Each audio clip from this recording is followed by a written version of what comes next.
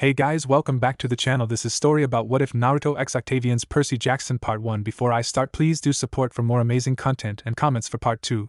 Do consider to subscribe my channel and share my video to your friends and check out the description as well. Let's start the video. Pain. Suffering. Loss. Triumph. Victory. Success. One rift in space took away a blonde shinobi, permanently removing him from his home and causing ripples throughout the new world that not even the gods would prophesy of. One Naruto Uzumaki was in pain. Traveling through the rift was not exactly a pleasant experience.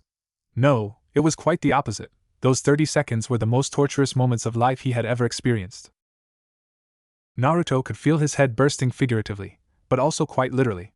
The painfully loud sounds of explosions in his ears, blood finally moving around as a proper fluid only deafened his heightened senses, did not help him recover from the torture he had just escaped for the second. Breathe. Breathe. What in Kami's name was that?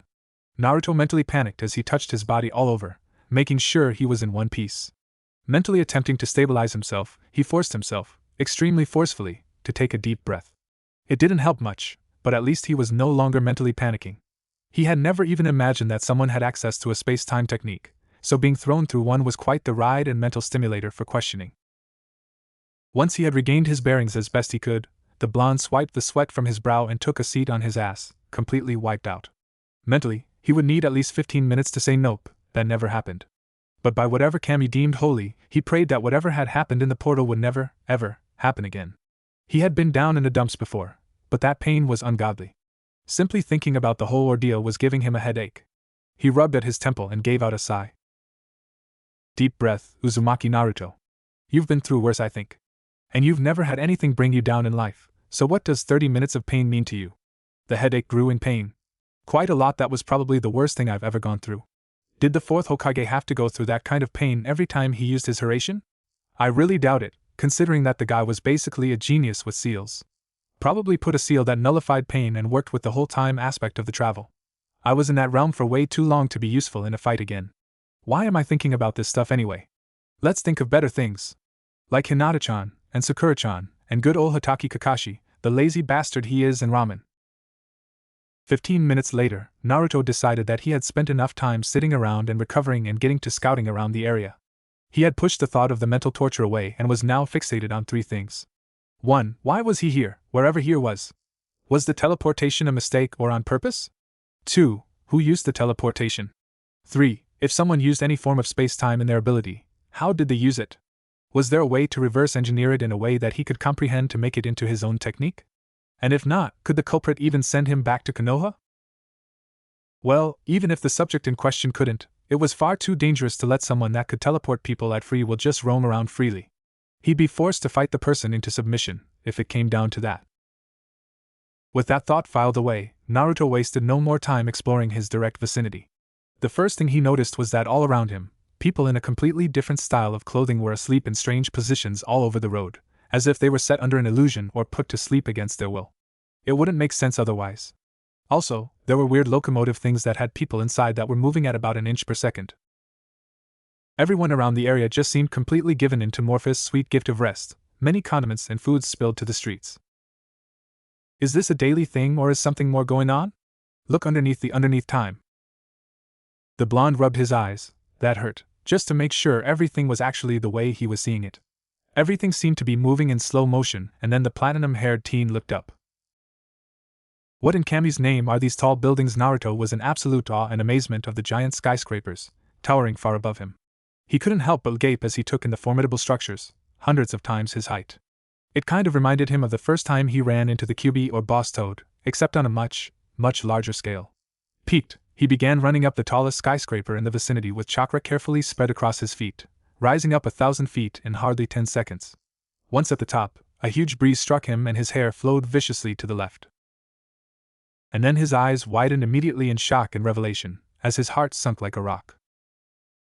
There was no way he was home. Not anywhere near Konoha and definitely not in the elemental nations either. What in Kami's name is going on here? All around him, there were gigantic, towering buildings just like the one he stood on, except they were varying in size and decorum. The majority of them did have windows that reflected rather harshly in the afternoon light. Looking further beyond, he saw a large mass of water, a river, underneath a multitude of long, metal bridges that were empty and void of anything. But buildings stood everywhere, tall, short, cultural, interestingly shaped, you name it, there was one for everything. Naruto pondered in his wonder if there was an upside-down house. That'd be cool. I'd just stand on the ceiling and I'd see everything normally. Moving past the childish thought, Naruto kept his scrutinizing gaze on the city. It felt like a well-used organ, just like home.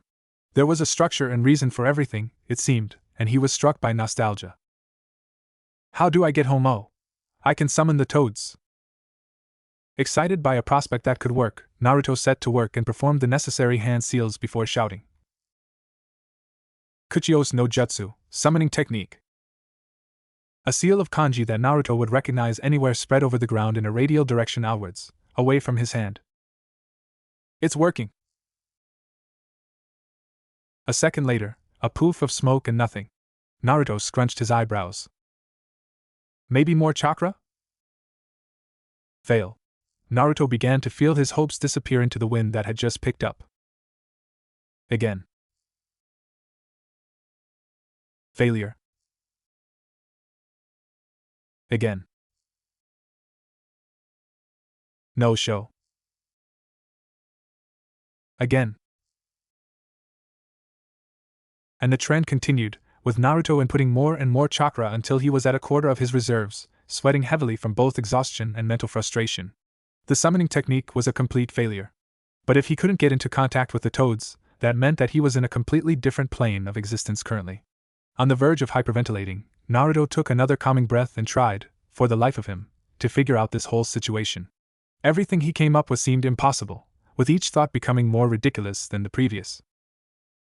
There's no way some ghost had a resentment towards me, and then used some kind of space-time technique, with more emphasis on time, to send me to another dimension that had no connection to the toads, right?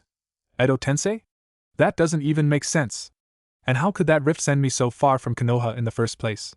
If I can't even call upon the toads, I'm so far that my location is probably impossible to reach for them, even with seals for Kami's sake. Naruto began to cry, crumbling to the ground as he felt defeat wash over him. He had just received the adoration of the village, and he could literally feel the possibility of Hokage in the grasp sometime in the near future. His goal was right there. It was right there. All that work he had put in blew up in smoke, much like the failed summoning techniques minutes before. 17 years of existence, and only a few days of peace and comfort with the people he loved and trusted with hardly any negative emotions directed at him. He had cherished those days so much, he felt like it was his reward for putting in so much work. And now they're all gone. There's nothing. What's the point? All the effort to becoming the greatest ninja in history just went down the drain. My future was ripped away from me. How is this fair? How is any of this fair? Naruto, deep inside of himself, felt anger bubbling up as his fists clenched in fury. Rage gripped him as molten anger rushed through him, coursing through his whole body thoroughly. At this moment, Naruto cursed Kami. He cursed all the gods, and the unfairness of his life. And cursed how, when he had just won over the village to longer see him as the fox, he lost it all. Wait, where is the Kyuubi's chakra? When I get upset, he always manages to slip out some chakra, but now I don't even feel anything coming from the cage. Am I free? That thought of separation from the fox took away all of the rage and replaced it with euphoria. Positivity and optimism was one of the teen's strongest assets. So what if I'm in a completely different world? Unlikely. If I'm ever separated from the bastard, then I die and he gets free. I'm not dead, and I don't sense any malicious chakra roaming the earth right now, so I guess he's still stuck with me. But I'll figure this whole thing out later. First things first, where the hell am I? For now, let's survive. Much more energized and relaxed, Naruto took a meditative position at the center of the roof and prepared to use Sage Mode. A minute later, the telltale signs of the technique working showed on the body. Orange pigmentation around the eyes and a deep sense of serenity and calm spread out from Naruto. A moment later, he opened his eyes, revealing to the world his yellow eyes with a horizontal bar set in the middle of his iris. That was a lot faster than I was expecting. The meditation stage usually takes 2 minutes and 30 seconds, but that was hardly a minute. Maybe there's a drawback? Either way, let's see what the layout of life looks like. Tapping into his abilities, Naruto felt the life force of the many individuals in the city, almost all of which seemed to be very normal civilians. Only a couple thousand felt out of the ordinary in the amount of power, and maybe 10 or 20 out of those were reaching levels he felt surprised by, and they were all almost together, except separated in 2 large, concentric camps. The more powerful sources that he felt were easy to get a general location from, but it certainly confused him. A few of them were in the sky, 2 were on the ground level, and another just reeked of death below the earth. It's not chakra, though. Not a world of ninjas, it seems. Honing his senses closer to the mass of concentrated, elevated powers, Naruto noticed a fleeting source that seemed to be flickering in energy between low and high. It was definitely one of the sources he recognized as unordinary, and he was dying. He narrowed his eyes in the process of changing his focus solely to the flickering energy source and locked on. Time to gain some information about this world. Naruto jumped off the roof and free fell, caution thrown out of the wind. He had this, easily. Once he was near the ground, he created a Kage Bunshin, shadow clone, which grabbed the original and threw him closer to the scent of iron. He repeated this process of summoning and throwing until he felt that he was directly on top of the smell. Casually landing on the streets far from his original position, Naruto checked his surroundings immediately, as if it were an innate process as his transformation wore off. You cough, you can jump pretty far. I must be dying, a weak, raspy voice croaked out. Naruto whipped his head to the voice and found himself staring at a teen his age donned in complete bronze armor, with black hair and blue eyes, and blood covering the rest of his body. The blonde nearly teleported to the teen, kneeling over to him with a worried expression, his eyebrows scrunched up. Are you okay? The teen coughed out blood in response and gave Naruto a confused smile. I must really be dying, haha. I can't even understand what you're saying. This time, it was Naruto's turn to give the dying teen a confused expression. He couldn't comprehend the language. You sound like Ethan Nakamura, the teen coughed out more blood before continuing. Yeah, you sound like Nakamura when he curses in Japanese sometimes. Naruto gingerly cupped the teen behind the head and propped his body up before the boy coughed again. Where do I go to help you? The blonde asked as he pulled out some bandages from his pouch and began getting to work on the boy, ripping some of the material with his teeth. The teen's armor was in the way, so Naruto quickly created a clone to stabilize the position of the dying demigod prior to removing the armor. Immediately after, Naruto went to work with heavy concentration. By the gods, I am really dying. There are 2 of you, haha, he coughed from the laughter, spewing out more blood. The clone of the blonde gave him a stare that he clearly registered as stop talking and don't laugh. But he wasn't sure, so he kept talking in his foreign tongue. My name's Roy Michaels, and I had the curse of having 2 first names kinda. By the way, you said Doko, which is where, I believe? The blonde and his clone's eyes lit up with recognition from the word, despite the terrible accent. The 2 looked at each other quickly before the clone nodded and took over the bandaging procedure. Yeah. Which camp if it matters? Just give me the basic information. Naruto shouted desperately, a slight glimmer of hope in his eyes. If you could take me back to the camp, that's directed to your left, Roy rasped out, his voice getting weaker. The teen barely managed to raise his right arm and point in the proper direction. Naruto nodded and immediately picked up Roy, who groaned but otherwise didn't complain. The clone finished up the last of his bandages and ran off in front of the original before finding another skyscraper to conquer. He wanted to gain more information of the land. Meanwhile, the blonde took off, using some chakra to create 6 more clones and run off in any direction except backwards. If they found anything of value, the clones could just pop themselves and give the memories back to the original. Feeling a tap on his shoulder, Naruto looked down and saw Roy point to his left. The blonde gave a curt nod once he realized what the black-haired teen meant and made way by turning a corner as smoothly as he could. I do know how to get there, though. Location: Camp of Kronos. Ethan Nakamura was not one to be described as a weak individual, either in physical prowess nor mental fortitude. As the lieutenant of Kronos himself, it would be a difficult task for many to even call him anything but skilled, considering that he was one of the few that could battle Percy Jackson in weapon combat for longer than a minute. He was methodical, smart, and an amazing strategist, which was why he was employed as a lieutenant in the first place. But most difficult of all would be to argue against the fact the child of Nemesis had style. It was a huge facet and a surprisingly large part to why Kronos even let Nakamura into his tent filled with superiors. Black hair that ran over his left eye, with an eye patch just for clarification that he was not emo, Ethan chose to wear the simplest of armors. Brown shoulder pads, a light bronze chest plate, and dark black gloves that stopped just over his knuckles. Underneath, he preferred a long-length tunic, navy blue shirt, and black joggers. As for shoes, he modeled, in his words, in only the spiciest boosted shoes. A strong hatred for Supreme, and quite the love for any shoes with extra boost in the sole, especially Adidas. The teen was a fashion model with a strong sense of balance, and all would agree. His most memorable quote was when one demigod asked why Ethan always went out in missions in his most recognizably wealthy and stylish clothes. Traders got to have style. That way, more people join in. Many of the demigods on Kronos' side merely said in response, "You're not wrong, Lieutenant." Those that were recruited by the young Japanese demigod recalled that they, too, were intrigued by his style when first meeting the sword and shield user. And now, war would soon take place. In a few hours, the next day, or whenever Kronos decided it was time to attack. And Ethan was prepared. This was the climactic moment in his life. Everyone, all soldiers, centaurs, creatures, they would see and bask in the glory of style. Balance in everything, style especially. Ethan gave himself a mental pat in the head, thinking of the garments he had prepared in the wardrobe. He had spent months torturing himself as he mentally fought over what clothes to model the day of the battle. It was as much a war in his head as it was to be in Manhattan. And then, he came across the revolutionary outfit one day as everything just came into his mind. Perfectly balanced as all things should be, he mumbled quietly to himself as his one lone eye widened as he dramatically walked towards the shirt that would fit his outfit perfectly. This is it. He looked over to the cashier and saw no line. This must be a sign. Thank you, Mother. He felt a sense of content wash over him. Then, Ethan walked over to the cashier and bought the shirt. Now, it was not to say that Ethan wasn't cool. He was a very comfortable individual to be with and talk to, according to everyone that ever met him excluding probably Percy Jackson and Annabeth Chase. However, ever since his discovery of the perfect shirt, the demigods in the camp of Kronos all came to an agreement that the lieutenant had chilled out significantly and also never cited the teenager having random moments where he would pluck his eyebrows violently in public, one by one, with hardly any emotion while speaking in his first language.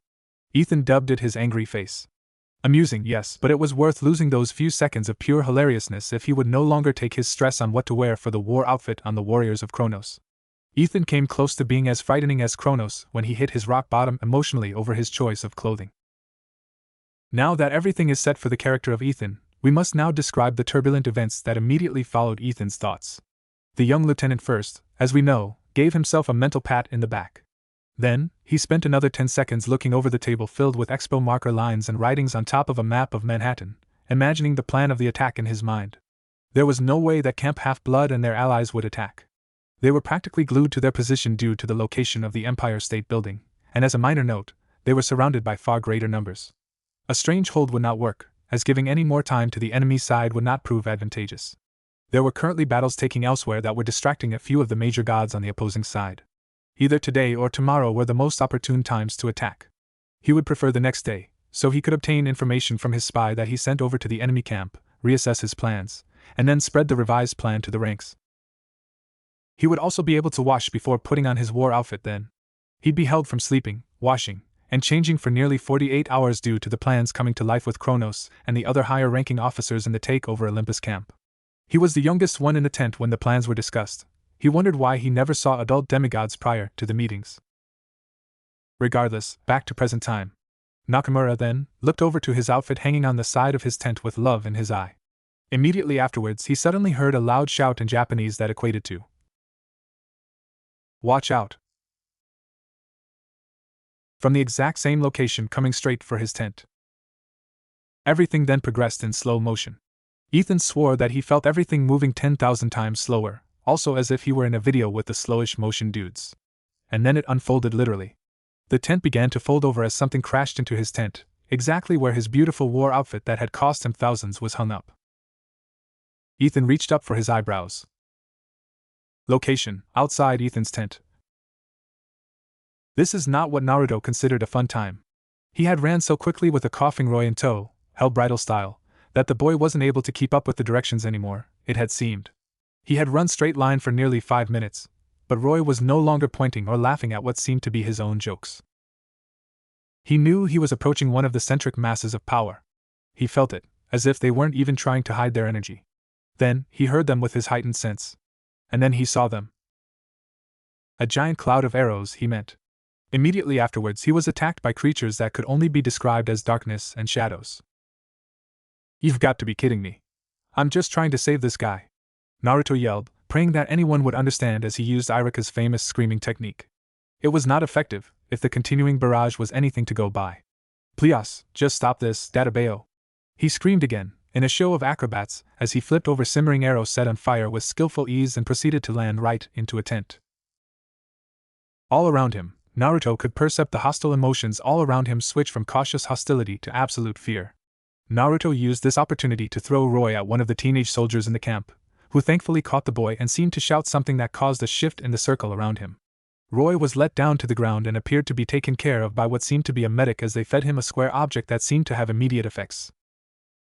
And then Naruto felt it. Oppressive, unadulterated anger and anguish. Hatred and loss.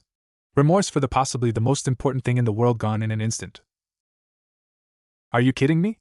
a voice from inside the tent bellowed out in Japanese. Naruto clenched his fists, prepared for a fight, albeit slightly surprised by the fact someone was speaking fluently in his tongue amidst the sea of foreigners to him. Out of the tent came Ethan, eyes red and spit flying out of his mouth in a rage that Ares would be proud of.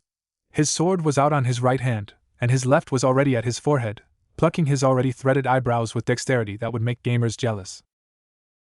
Who was it? Who was it? The circle around Naruto and the tent widened, leaving the blonde teen directly in front of the fuming lieutenant, who was already on his other eyebrow. The blonde couldn't help but let out a held-in chuckle at the image of one of Ethan's eyebrows completely gone. He looked so bald. Ethan whipped his head around, and zoned in on Naruto, who was hardly holding in his laughing fit. He marched up to the disgustingly dressed teen and stopped just a few feet away. "Was it you?" Naruto nearly flinched back at the venom in the words that he could comprehend. Considering that he had just took part in battle against Pain, that was quite the achievement. Then again, Pain never really let out any form of bloodlust. He was just powerful with his stupid eyes to boot. "Was it me that did what?" Naruto croaked out in the same language, his eyebrows arched up in uncertainty. Ethan took another menacing step forward, and Naruto swore that the teen's lone eye glinted with murderous intent. "Was it you that destroyed my beloved?" On the last word, Ethan threw his sword at Naruto's face. The ninja dodged it with ease by stepping to the side and grabbed the sword by the hilt in one clean motion. "I'm going to hold on to this for safekeeping, just saying, Data Bayo," Naruto explained as he held the sword carefully in his left hand, his right hand just inches from his weapon's pouch. So far, it seemed the circle around him was not imminent to charge. Despite that, he was extremely wary of all of the soldiers surrounding him, especially the one in front of him. Never too safe to be sorry. 20 clones around the berth should do the trick, but he also seems to command attention and respect, considering that no one is attacking anymore. So maybe withholding any show of power is the proper action here. Naruto paused in his thoughts, suddenly noticing that both of Ethan's eyebrows were naked. "Oh Kami, I can't laugh here." "Not cool. And I think you got the wrong guy. I was running in with an injured cuz he told me to come here and your group attacked me. So I dodged and ended up jumping into your tent right now. I saved someone, so I don't think it's possible that I killed your beloved," Naruto reasoned carefully. Ethan's eyes lit up with metaphorical fire as he pointed at Naruto with a clean index finger. "It was you," Ethan accused assuredly, completely skimming over the fact the blonde had same jumped. One jump. Ethan ran back to his tent, leaving Naruto in an awkward standoff for a few moments before the enraged demigod returned with, "Your beloved is clothes? Really?" Naruto asked unbelievingly. Ethan's fury only became heightened at the incredulous tone, practically bristling from resentment. Naruto caught on to the increasing negative emotions seeping out. "I'll buy you some to make up for it." "Sorry," he added in an apologetic tone. "Who are you? There's no one here I know that spoke Japanese other than me. Where's your armor? And what in the God's name are those clothes you are wearing? They are a disgrace and besmirch all that is style in my eyes." Naruto frowned. He was cool with giving information if he'd be given information in return, but the attitude the teen was giving him really wearing him thin. Still, he'd prefer to get out of his situation without killing anybody or using enough chakra to scream in a circle the diameter of a mile that he existed. "I'm Uzumaki Naruto. And I prefer to fight without armor and in these clothes, my preferred outfit since orange is a great color. Since you asked me a question, I'm going to ask you one." The blonde paused, thinking for a moment. He knew for certain that he was not anywhere near the land of fire, or probably anywhere in the elemental nations. Wherever that damned portal took him, it had ripped him from his home to somewhere with tall buildings and vehicles that looked nothing like carts and wagons. Ethan, despite his rage, seemed to allow Naruto to take his time to ask and waited rather patiently. Naruto hummed in thought and then simply asked, "What's your name?" in a cheerful voice, effectively surprising the lieutenant and breaking the majority of the tense atmosphere. I'm Nakamura Ethan, one of the lieutenants for the army of Kronos, the titan leading the war against the gods and eradicate those corrupt deities. Do you speak English, Uzumaki? Much of the anger in his voice was gone as the methodical Ethan returned, realizing that the foreigner in front of him was possibly a danger. His sword was dodged and caught easily, and despite the careless ease that Naruto gave off, Ethan couldn't help but be extremely skeptical of this whole situation. He could be a spy, for all that the gods knew. This Naruto could actually be a spy, considering that I just sent Roy over Camp Half-Blood. Maybe thought of the same thing? Annabeth's plan to send a Japanese demigod and land directly in front of my tent? Unlikely. That means that they had a layout of our camp, but they never left their station from the city. I also know all the demigods on our side, and he is a face I've never seen. I would recognize those clothes if I ever. Wait, there's a simpler solution to this all. I don't speak English, Nakamura. And Ethan, that's a rather interesting first name you got there. Before Ethan could retaliate, everyone in the camp covered their ears as an ear-piercing screech echoed across the sky. Directly above the camp, a flying creature blitzed across their vision in the direction of the city, its huge wings flapping powerfully to create gusts of wind that shook all of the tents violently. Naruto's blue eyes gazed at the creature in awe, his mouth agape in surprise. You guys have a dragon summon? I've never seen one before. Sometimes, I really hate Kronos. We were supposed to attack tomorrow and I haven't even washed yet. Ethan dropped his attention from the sky back to the teen in front of him. All anger seemed to dissipate from the lieutenant, and only concentration and a strong-willed demigod soldier was left. I am assuming you are a demigod and one of us starting today if you were able to make it this far into the camp without dying. I apologize for my ranks for attacking you. What you saw was not a dragon, but a draken. Don't call it a dragon in its hearing range, it'll get upset. A diare what? Demigods. Soldiers of Kronos' army. Do not attack an individual dressed in a black and orange jumpsuit. He is with us.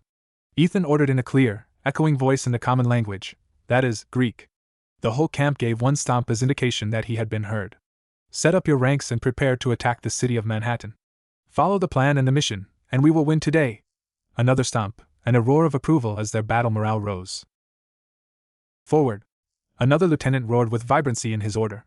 The whole camp, encouraged even further, seemed to become even more alive with dynamic. Naruto raised his fists and prepared to fight when he heard the camp roar to life. However, Ethan walked up to the blonde and reassured him calmly, "No need for that. I have told them to be wary of you and leave you be. You will come with me. There is no one else here that speaks your tongue, and I am glad that you have returned our soldier. Buy me a new outfit after this war, and we will be well off, Uzumaki." So that's what the separation of the powers meant. There is about to be another war and the cycle continues, it seems. Ethan swore that he saw Naruto frown for a split second, but he was already grinning toothfully and nodded cheerfully at Ethan. "Ethan-san, could you tell me why you are having this war though?" Naruto inquired, some sadness in his voice. The last memory he had of his home village was its half-destroyed state despite the intensive measure set out for rebuilding Konoha. Ethan just sighed, watching the action lay out before him. All of the demigods and monsters on Kronos' side were grabbing their belongings and were marching towards the city, determination in their eyes and strength in their march. Naruto saw a few monsters and humans give the respected lieutenant next to him nods as they marched past. "I am unsure if you actually need of explanation, but I will do so to amuse you. We are unclaimed. We do not have a home, and the gods have been unfair. Lord Kronos, a titan that birthed many of the gods with Rhea, called for war against the gods and promised to give us a place of belonging once he destroys Olympus, the home of the gods." "I understand," Naruto said, voicing his empathy. He placed a hand on Ethan's shoulder and continued, "I really don't know what side I'm fighting for, to be honest, but I'll help you so all of those that have no belonging and homes will have one. And I'm ignoring the negative emotions of the creatures and people that went past by us as emotions of regret or anger against the gods. But I want to know, since I can sense negative emotions, why are you so upset?" "Because Kronos went against the plans, attacked a day early, and now I can't shower or show the world my style." "Alright. Fair enough." Inwardly, Naruto was comparing Ethan to Deidara. "Naruto Uzumaki. I thought you said you'd help us," Ethan whispered angrily at Naruto, ceasing his walk. The blonde stopped as well and raised his open hands in the universal sign of surrender, and gave the other teen an uneasy smile. "I did, but I never said that I was going to fight for your side. I just said that I wasn't sure what side to fight for and that I would help you, and all those without homes and a sense to belonging, find those things," Naruto reasoned, hoping his clarification would ease the turbulent tides of irritation that showed clearly on the surface of Ethan's face. It was just a bit harder without the eyebrows. It didn't help. If anything, it seemed to exacerbate the frustration to new heights. Ethan marched up to the taller teen and pressed his index finger harshly against Naruto's chest. We don't have a place to call home. They do. You said you'd help those without homes? And does that mean I should be the one to take them away? Naruto asked, a clear expression of disapproval marked on his face. Ethan was taken aback from the sudden shift in mood. I just got here and I don't know what's going on. You have no idea who I am other than I saved Roy from death by bringing him to you. I'm assuming he was a spy, considering how far from your camp he was, and that he was not supposed to make it back. I'm not sure who should be asking who for favors right now. Still what? I said I'd fight for the right for all of those without a place to have a place. Why does that have to include fighting, huh? You really think I can't feel the negativity of all of your soldiers? Ethan took a step back and closed his eye to try and remediate the situation in his mind. The person in front of him was obviously a valuable person to recruit, considering that he was able to make it to his tent without any harm. The fact that Naruto felt no ill will towards his ranks despite the premature attack was a godsend, not literally.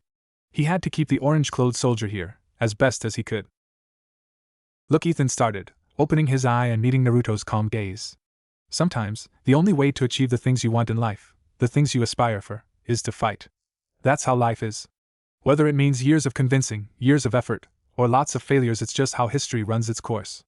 And that's what's happening today. We're making history, to fight for what we need, because there is no other way. The two stood at a standstill until Naruto gave a silent nod of approval. It's been this way for centuries, and the minor gods still get no kind of appreciation. The camp that we are fighting, they only have dorms for the 12 major gods. If they are a child of the minor gods, then they are stuffed into the house of Hermes, god of messages, boundaries, and trickery. How large was the room? Naruto interrupted quickly, a serious look on his face. Not large enough to hold all of the unclaimed during the summer. Naruto's lips curled downward. So you've been to their camp, lived with them, and yet you hate them and are willing to fight them. I'm sure there's some reason to this, but I want to hear it from you while you explain what unclaimed are, Naruto said, his voice perfectly even. Dangerously so. Shit, he got me. I didn't catch on to why he asked that question, Ethan mused. He chewed over his thoughts for a moment before responding. Yes, I lived with them for quite a while. We are demigods, or children of gods and humans. As such, we have attributes of our godly parent, and almost inherently pick up the culture of the Greek at a young age. The big three, which are Zeus, Poseidon, and Hades, all swore an oath on the river Styx, which they all could not follow. Thunder rumbled directly above them, but Ethan took no notice of the obvious sign of a god's discontent. And there are 9 others: Athena, the goddess of wisdom. She is the brainchild of Zeus. Demeter, the goddess of the harvest. Aphrodite, the goddess of love. Artemis, the goddess of the hunt. Be wary of her, as he hates all males. Dionysus, the god of wine. He is currently the camp director of Camp Half-Blood. Hera, the wife of Zeus and the goddess of women, marriage, and family. Despite that, she is also the most jealous and vengeful. Hestia, the goddess of the hearth. Hephaestus, the god of fire and metalworking. And Ares, the god of war. You expect me to remember them all? Naruto asked, exasperated. Ethan deadpanned. We usually know all of those along with the minor gods, their traits, and the history of the gods from a young age. It's not uncommon amongst us demigods. We're just hardwired that way, as much as we're known to have dyslexia. What's that? A reading disorder. Naruto just made the silent face of recognition in which his mouth made a circle and mouthed an O. Many of us have heightened awareness in battle due to ADHD. It was made apparent to all of us at camp, although the majority of us knew from a younger age that reading was a chore unless it was in Greek. Reading sucks, Naruto acquiesced bitterly. Ethan just chuckled and continued. Thankfully, there wasn't much of that at Camp Half-Blood, unless you were a child of Athena. I always saw that high-nosed Annabeth reading and looking down on others due to her knowledge. But she received recognition, as did many if they were children of the 12. But us, Ethan's face became darker as his mood dipped. We were nothing. We were unrecognized, and unloved, and unclaimed. I found out who my godly parent was, but there are many in the world that has no clue. And it's because of the way the gods rule that this is so. That needs to change.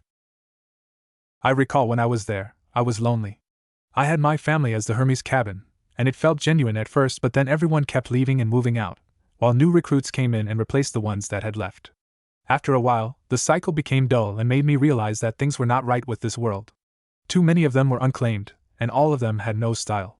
It was frustrating to watch, so I decided to do something about it, Ethan explained, partial annoyance and bitterness in his voice. But Naruto also felt that Ethan didn't hate his old family and Hermes from the emotions he felt when the teen talked about them. About which one?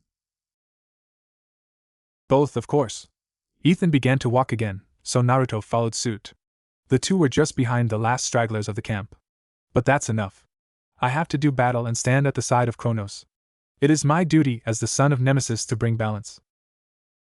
You think that defeating the gods and overturning the rules of whatever is above will change everything? Wouldn't history just repeat itself? Naruto asked, not turning to face the younger teen.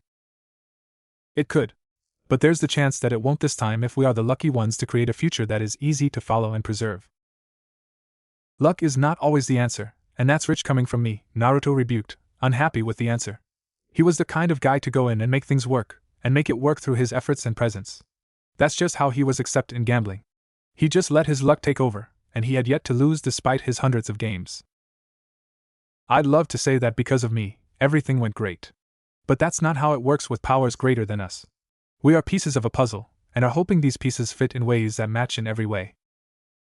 You might not even have all the pieces to the puzzle. Ethan didn't even skip a beat to that response. Aloofly, he replied, then so be it. Perhaps the next generation will. At least I was a part of the catalyst, and that by itself is an honor. I do hope you create the future you want. I do as well. So, will you fight with us, Naruto? Ethan asked, facing in the direction of the oncoming battle with only determination and grit on his features now. There was no aloofness. No more extra anger or irritation with style. With every passing step, Naruto felt the morale of the man next to him rise. I cannot. I will help you, and I will fight to save you if I need to, but I cannot fight in this war and do not wish to partake. There were probably 20 very powerful sources of energy that I felt when I came into the area. Only one of them was extremely negative in emotions and vile. That one is leading your friends and monsters into battle. There's a trend that I've noticed in my few years of living is that those with dangerously negative emotions, they tend to be the ones in the wrong. Lord Kronos is not wrong. He's certainly not right either, Naruto said in return, emphasizing the word right by raising a hand. If he was defeated by his own sons, despite his many golden centuries of being the ruler, what does that say? He is no different from his father, who he had defeated, Naruto argued. Ethan narrowed his eye. I never told you that information, how did you know that? Naruto stopped and grinned as he turned his head to look at the second person he met in this world. You're a smart guy, Ethan. I'm sure I'll meet you again soon, but there's this nagging feeling in my head. As if this giant, negative ball just pervaded my comfort zone, Naruto said a bit too amicably. Ethan immediately went on edge when he felt all of the hairs on his body bristle. Then, the air suddenly became cooler. A giant, negative ball of energy, a deep voice reverberated behind the two. The voice sounded heavy. Every sound from the male made Naruto grimace a little bit inside, as if his stomach was forcefully churned from the outside. There have been far more creative insults that have been spoken in my name, child. Naruto casually turned around to face the speaker of the voice, whereas Ethan whipped around and stood at attention as quickly as he could. Before the two was another teenager in armor, except he had golden, glowing eyes that severely made Naruto get on edge. The teen had blonde hair, a scar over his right eye, and a muscular build that spoke of professional strength and precision based on the lean, taut muscles. His face was angular and sharp, that of a stern, yet young leader. Ethan, go lead your men, the newcomer ordered evenly. Yes, Lord Kronos. And Ethan turned and ran to the bridge to the front of the lines. The two then stood still for a moment, eyeing the other. Naruto seemed uncaring, but he was on an 11 on a scale for vigilance, as he faced on the Titan before him. Kronos seemed amused, if anything. You can look at me all you want, but that won't do anything, Naruto. The Titan's mirth and leisure was literally palpable. Naruto gave a fake grin and raised his hands to the back of his head as he switched off the weight between his left and right foot in a show of relaxation. Ah, that's not fair. You already know my eyes can't do anything, but I don't know if yours can, Naruto pouted. Don't be silly. There are none can use their eyes to bend others to their will. The violent glee was strangely still present. You're funny, Naruto let out without thinking, remembering the Sharingan. You'd be the first to say so outside of my bloodline.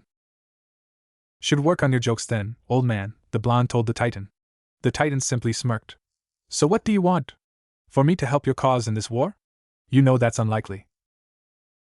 What makes you feel that it is so dangerous to work alongside me? You state that it is because of the negativity that surrounds my character. A part of it, yes. But is that all of the grounds of basis you have? Kronos completed, unperturbed by the interruption. Naruto, for all that is holy, simply shrugged his shoulders. I don't have enough information on his world and what's going on. You do have a negative vibe, and it is definitely not helping, though, Naruto admitted honestly. Kronos chuckled darkly. The god of war, Ares, makes all those around him quiver in rage simply because he exists and those unfortunate enough to be in his presence simply because he exists. The god of Artemis strikes many as beauty and give women a feeling of solidarity. Those near Hestia, the goddess of the hearth, feel warm and loved. I've only named 3 major gods, and yet these apply to almost every god in some way with varying degrees of strength. I have simply ended up with an aura that discharges negativity in a way that makes most uncomfortable in my presence. Naruto could see the reasoning in that. The Kyuubi was almost always described as a creature full of evil and hatred, but Naruto came to the conclusion that the chakra beast just wanted to be left alone before he was forced under the command of an Uchiha. He was unsure how it felt to be in the presence of the god of death in his world, but he was sure that it would have given him the spooks. Alright, fair enough. Doesn't change the fact that your eyes are glowing in a way that bothers me, Naruto threw out jokingly. He paused to bring his hands down into his pockets before continuing. I assume you know how powerful I am? Strong enough to create quite the damage an army of average demigods on your own, but too weak to best me in a duel. Naruto grinned as his eyes lit up. Is that so? He asked challengingly. Titans and gods can level the world asunder. I do admit you are a powerful human, but even you cannot destroy everything. Gone was the mirth. The cold had set in, and the face of the teen was focused with his lips in an even line. Naruto dropped his facade as well. You know you don't have to be more powerful than the opponent to win. You just have to be strong enough to be in combat, have enough smarts to devise a plan, and have the guts to follow through with that plan. There's not much at all, considering you did admit that I can even be considered to be in a duel with you. Kronos' even lips dropped, and it curved down. Careful what you say, human. Kronos warned, his eyes gleaming brighter in a threatening manner. Naruto coolly dropped his head slightly so the reflection of the sun off his headband beamed directly into the Titan's eyes. It had no effect other than sending a message, one that did not seem to amuse the immortal being. As to you, Titan, I may be the one to defeat you just because I want information, which is valuable to any half-decent soldier. I'm trying to go back home, and this war is not something I particularly want to be involved in, Naruto told the being honestly. Leave me alone, and everything will be fine. The ninja stepped backwards to turn around, but everything began to run in slower motion. His thoughts were popping up at the same speed, but physically, he was wading through the thickest mud. Is that a threat? Kronos asked, darkness and ancient power seeping into his voice. The air around the two became oppressively heavy as Kronos began to release a sliver of his power. Then, to the shock of the Titan, the human before him turned back to face him in what seemed to be real time. You just got in my way, so it is now, son of Uranus, Naruto replied, his eyes chips of ice. Those orbs of deep, ocean blue that would usually give those that saw it comfort and heart now were stone cold, and the eyes of a veteran warrior. They were the eyes of one that had seen death and encountered deathly situations more than once. This was nothing compared to pain, Orochimaru, and facing against his best friend. This was nothing. You think you are powerful because you are a Titan, but know this, lowly deity, I am not someone to mess with. I am the last person you wish to deal with when you are so close to a war. You've said it yourself, I am strong enough to level an entire army of average demigods, and that is enough to be a huge enough volatile factor to want on your side. And you just threatened that factor. His eyes narrowed, and the eyes became so cold that the gaze of the ninja would have frozen those in its sights if it were not a powerful being. I am Uzumaki Naruto, and I will kick your ass 6 ways to Sunday, and beat you again anyway just to prove my point. You can try your damnedest to beat me or take me out the game, but you don't even have an inkling of a clue of what I can do, and there are thousands of sources on you.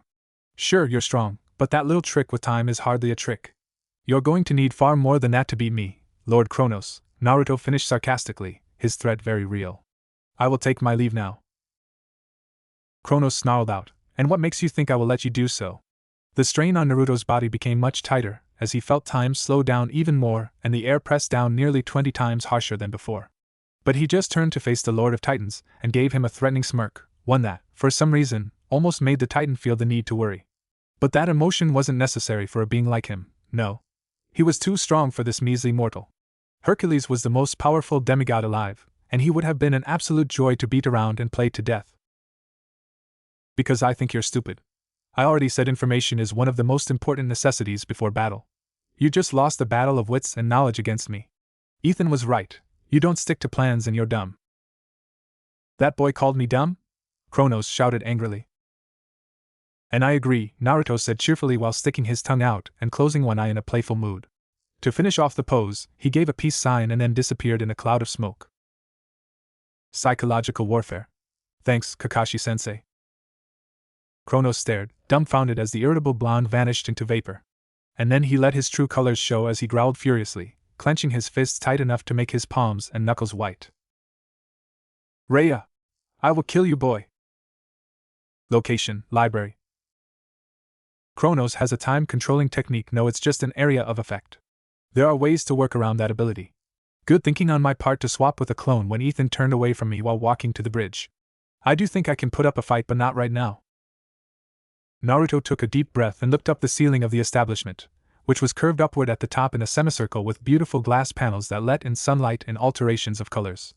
The library was a truly beautiful place, and far more decorated than he had expected. It gave him a very relaxed, comforted feeling. He needed that. Bringing his attention back down, he gave his spectacles another nudge up his nose as he read the textbooks about Greek mythology and English. In the library, there were currently hundreds of his clones, avidly reading anything they could grab related to the subject. To be honest, he really had to wonder what his clones were thinking though when he received information from a book called The English Language, for Dummies. He hadn't even started on translating the language yet, so it was definitely quite an interesting knowledge gap with no foothold so useless close. But otherwise, the progress of learning was exponential. When he thought he had lost the QB in his stomach, he also strangely had far more chakra at his control without the control aspect down. He was unsure if it was actually gone or not, but he wasn't about to say no to more chakra. So now, some of his clones were training outside for chakra control by making his clones disappear without creating any smoke, and others were using the basic leaf training exercise, just on intermediate mode by hovering leaves all around his body rather than sticking to him. All in total, he calculated about 300 clones, since he wasn't particularly sure. But back to the subject of studying, it had been fast work to be able to read and write English. The issue was speaking the language, since that was something the original had to practice. Hearing and dissecting the words of the language was no problem, but being able to make the shapes of the R and L consonants separately was a beast to take down. It was yet to be defeated. A few of his clones had gotten lazy from studying and decided to read random stories, some of which really piqued Naruto. For example, The Art of War by General Tsu. His clones had really dug into that one and read the whole translated book in a few hours. It really made Naruto think about the different ways people interpreted war, and how to keep up with their normal lives as soldiers and civilians. Things seemed so similar, and yet so different from home. I miss home. The blonde grabbed the frame of the glasses and placed them on the wooden mahogany desk that the library had duplicated in rectangles for the recipients to use. Then, he placed his head sideways on top of the text he was reading, Japanese to English for the mildly intelligent. Frustrating title, but he picked it up nonetheless just to do something. But some weird feeling was kicking in. It's like when Erosenin passed. I feel like another huge hole in me was torn open. I thought throwing myself into work and figuring out this world would help me get over this and this feeling would disappear, but it's not going away. Naruto shut his eyes tiredly as this strange sensation of sadness and sorrow lightly ebbed in his head. It was so foreign yet so similar. Shikamaru had helped him get out of his funk when he last felt so languid and tired, but I don't have a Shikamaru. I don't have anyone anymore to protect here. What's the point? If the only way to be truly strong is to protect someone, then am I weak now? Haku? Boss? Need a cup of tea? One of the clones asked, fully understanding how the original felt. The clones were direct replications of the original, which meant they all understood what the boss was feeling and thinking before their creation. All of the clones understood, so they threw themselves into work, knowing that the original would not be able to power through on his own. No. Thank you, though, the original replied without even opening his eyes. He heard the sound of glass clinking against wood and the smell of green tea wafting into his olfactory organs. A hand was placed on his shoulder. You do know we all know how you're feeling, right? Naruto sighed at the clone's rhetorical question. We're doing the best we can to support you, and that's our way of being strong. And what am I supposed to do? I lost everything to protect, you know? In a way, you guys are supposed to protect and work with me. It's like a relationship, which we do have. And that's something I had with everyone back at home. But now I don't know anybody, Naruto grunted out, anguish lacing his tone. You know Ethan. I just met the kid. Yeah, like how you just met everyone in the elemental nations and made them into your friends, and created your precious bonds with them, the clone replied strongly. I know, and I mean it when I say it in the most literal sense, boss. I understand what you are going through, and maybe it's because I know I can only exist for so little time, but you got to do something. Can't a guy have a day to himself? You're just going to let a war happen right at your doorstep without helping anyone? Minimizing damage? Preventing civilians and innocents from dying? The clone asked disbelievingly, finally letting go of the shoulder. You and I both know that last one was a low blow, and won't happen. They put the whole city to sleep, and the area of the nearest civilian is miles away from the bridge they were marching towards. That's what those clones reported when they went poof anyway. You know what Kronos, the stupid titan, said? He could level the world asunder, he boasted. A city is much smaller than a world, civilian casualties and a large possibility in the upcoming battle between the two sides. Expect the worst, hope for the best, the clone quipped. Naruto peeked one eye open. Where did you hear that? And since when were my clones smarter than the original? He asked in a somewhat lighter-hearted tone. Since an hour ago, since we were reading and haven't gone out of existence yet. Duh. The clone smiled and sat down on a chair next to the original, the back of the chair in front of the body as he felt the desire to lean against the top. But that quote means a lot, don't you think? The clone gave the original a half-hearted smile, but one filled with understanding and empathy. Hey, we're here for you, no matter what. You know that, right? Naruto couldn't help it. He felt his chest caving in as droplets began to edge out of his eyes. Clones, they had helped so much with his loneliness, even after he had made so many friends that he had promised to protect. It was always somewhere in the back of his head that he relied on the clones a lot, not because it was a part of his fighting style particularly, but more for morale and mental strength. Summoning 1,000 against one had no real effect other than intimidation, but it helped him feel like he had people besides him. But it was fake, and he realized that once he began to make real connections. With Irika, with Team 7, the Konoha 11, Gaara, everyone. All gone. He was back to square one, with fictitious relations with beings that only existed for a short period of time. Damn it all, Naruto cried out silently. Damn this whole situation. This is the curse of having so much luck in my life, all of it gets converted to unluckiness in one huge go, and I get ported to wearing Kami's robe's nose. Tears were now flowing freely, and the blonde gripped the chest portion of his jumpsuit. A few of the nearby clones stopped their studies to look at the original, but none of them could do anything. The boss had to get over this himself. They knew that the most. They would do everything they could to get him situated in this new world and to assist him whenever possible and in whatever way, but that was it. Sometimes that's just how things go. Shit happens, boss, the clone said wisely. Not like this. A few minutes passed in silence, and the only sound was the flipping of pages and the quiet sobs from Naruto echoing weakly in the library. Boss, the clone began in English, breaking the silence. Naruto understood clearly and was mildly surprised by the lack of confusion when the clone spoke in the foreign language. You were close, you know. But honestly, that's how life is sometimes. It's unlucky, and there's nothing you can do about things. What you do in those scenarios is do everything you can and more in whatever you have the ability to impact. Like learning English, beating the crap out of gods you didn't even know about, and finding new people to protect. It's not that easy, Naruto let out in a harrowing breath, responding in the same tone. The clone took that as a sign to continue in the foreign language. The clone laughed, slightly amused. Since when did we ever do easy? Our life has been on hard mode plus some this whole time. Easy is a walk in the park for us, boss. The soon-to-disappear being shouted with strength and conviction.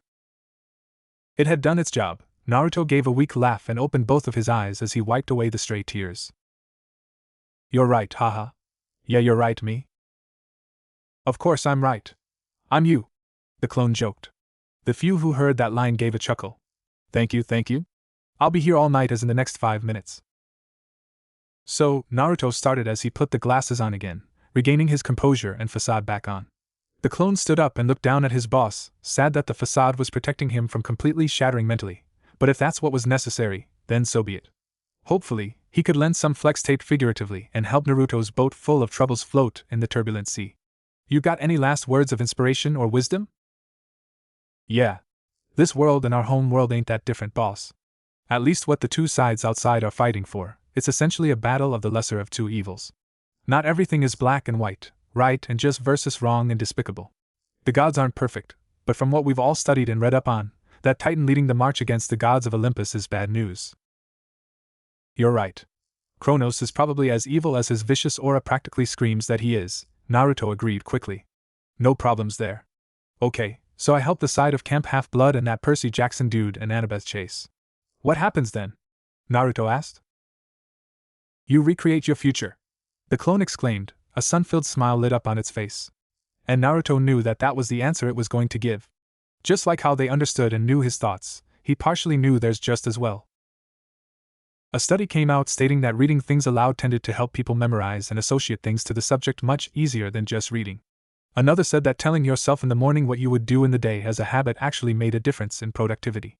Talking to his clone was very much similar to talking to a mirror. He just needed to hear the words he had been contemplating. Thank you, Naruto said. This is probably the first time I'm sad to see you all disappear. The clone laughed and grinned at the original. See, there's a first for everything. It saluted with a wink, and then vanished. Naruto closed his eyes as the influx of memories rushed in. The emotions, the thoughts, the studies, everything came rushing in as his brain categorized it all. One by one, each of the clones began to vanish as well, their disappearance resulting in a greater library of knowledge for the original. You got this, idiot. I'm you and you're me. I'm doing better than you right now, stupid original. Baka. Let's get it. Go kick some deity ass. The blonde couldn't help but to chuckle as nearly 300 terrible inspirational quotes from his clones came in along with the necessary information and mental practice with chakra control. Clones were such an interesting bunch, but he was glad to have them. Square one wasn't so bad. All right, Naruto said as he stood up from his hair. He closed his book decidedly and kept the glasses on. Let's go talk to Annabeth and Percy in person in English, since my clone could get nothing from them other than their names when he went into their camp. He walked to the door, each step empowering him as he mentally prepared himself for what was to come. There was a war outside, and it was coming. But was so Uzumaki Naruto, bringing in a maelstrom. Percy sighed as he flipped through another blueprint of the city and analyzed the battle plans strewn about on the table.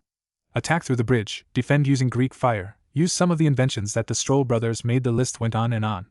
He had read this at least 7 times, and heard the strategy from Annabeth at least 3 times the amount. But that didn't stop the girl from reminding him every once in a while. Speaking of the girl, the daughter of Athena was standing across the table, looking at a holographic image of the city and was using her fingers to interact with the image with dexterity. Zooming in, flipping the image and analyzing specific area, Annabeth was at work and heavily focused on her current project. Percy watched the reflection break out from her glasses and eyes and lost himself in her storm-gray eyes. Hurricanes. Rainy days. A day inside to get away from the cold and draft. A fire inside the house comfort. Hot, fresh food on the plate cooked from his loving mother, and her laughter filling the air. What he would give to be at home and in peace. You there, seaweed brain? Annabeth spoke without looking up, breaking the boy across from his ruminations. The boy was leaning back against his chair with his head tilted up, his eyes closed in peace. She felt the bubbles of guilt rising up, but she pushed the feeling down. Now was not the time to be lax. She truly wanted to give the leader of Camp Half-Blood a break, but she knew that he couldn't afford to. None of them really had taken any time off, and the teens were beginning to feel the lack of rest physically tax on their bodies. But this was a once-in-a-lifetime scenario. Just a bit of overclocking wouldn't kill them. Yeah, I'm here, loud and clear. I'm not convinced. Percy had yet to open his eyes. Annabeth softened her tone as she spoke again. We have to do this. We don't have a choice.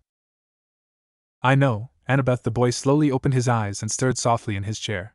He sniffed for a bit before sneezing, earning a giggle from the girl across from his. Ruffling his hair to remove the hairs from his eyes, Percy leaned back forward so his elbows were on the desk and his right palm supporting his chin. We've gone over these plans so many times, even someone as dumb as I memorized them down to the T. There could be other things we could be doing, you know.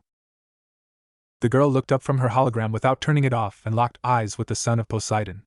A moment of silence passed. There. You blinked first and I won, she exclaimed with fake bravado, sarcasm dripping like hot syrup.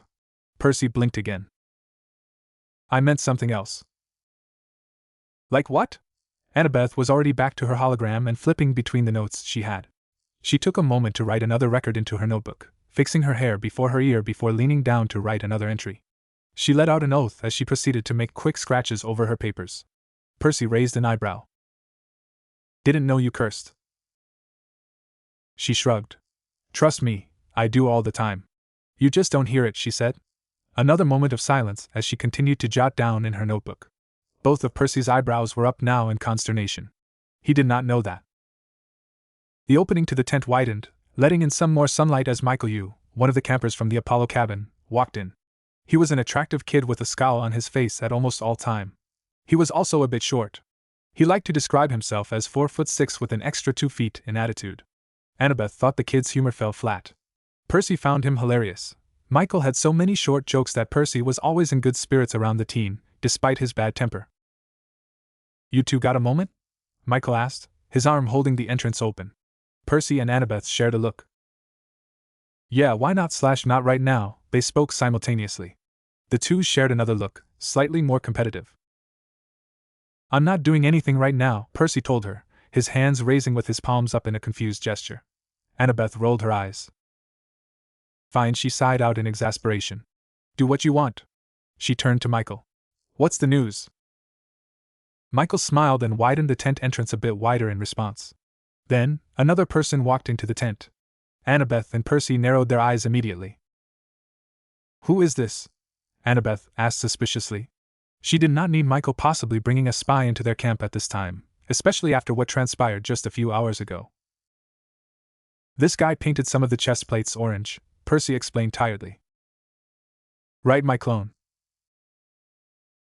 The son of Poseidon sighed and squeezed the bridge of the nose, remembering having to calm down the Ares cabin as best he could.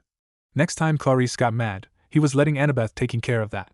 Losing Silena was one thing, the prank on their armor immediately after tipped them over into rage all over again. What do you want? Okay, cold responses from everyone so far other than Michael here, Naruto started. Percy widened his eyes and raised his head.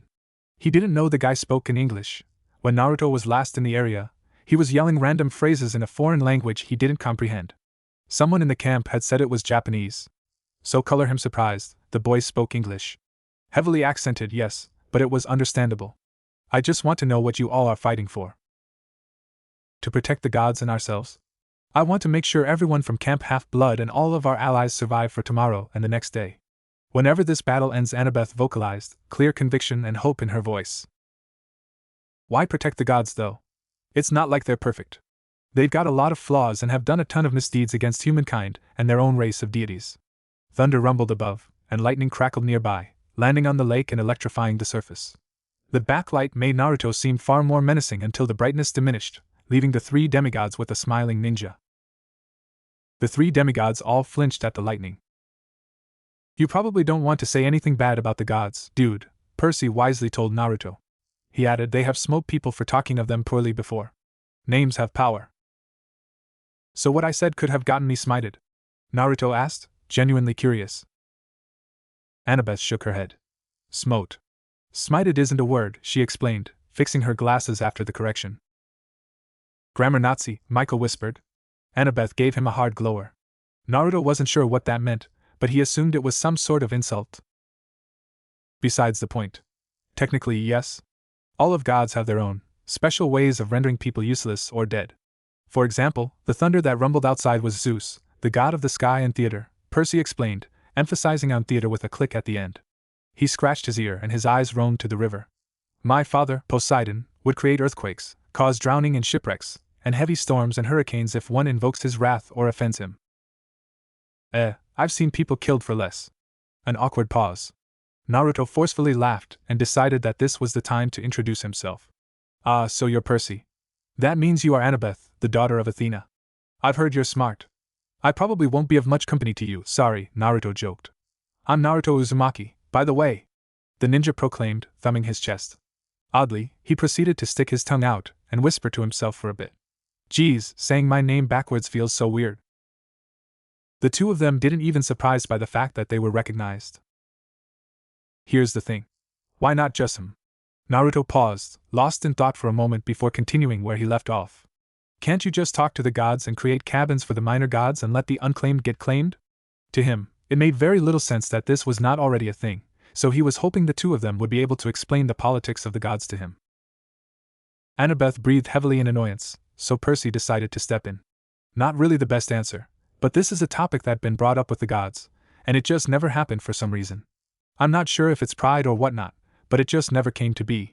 Sometimes, children are just forgotten because the gods have many children, but the majority of the unclaimed are from minor gods, so I'm guessing it has to do with some kind of decree or something of the sort.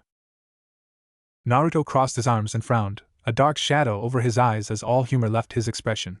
After a few seconds, he felt the need to say, "That's stupid." Thunder. You specifically are the stupidest one, Zeus, Naruto declared without a pause. The three demigods stared, agape at the audacity of the person before them. Michael decided to use this as an opportunity to leave the tent and tell everyone in the camp about what had just occurred. If anything, it would be funny and bring the morale up. Annabeth was the first one to recover from her shock. "You can't just say things like that," she cried out. "I just did," the ninja replied evenly. "I honestly think this whole thing is stupid." Louder thunder. Percy took that as his cue. "Look, we get it. We're all strung up on this whole war, and it's getting to us. Let's just all take a breath and move on to a different subject, like why Naruto is here," Percy counseled. He was praying it worked, but if the other male in the tent was stubborn, then Annabeth wouldn't drop it for sure. "I still think the major gods are stupid," Naruto blurted out. Percy face-palmed, cursing into his mouth. "Here we go.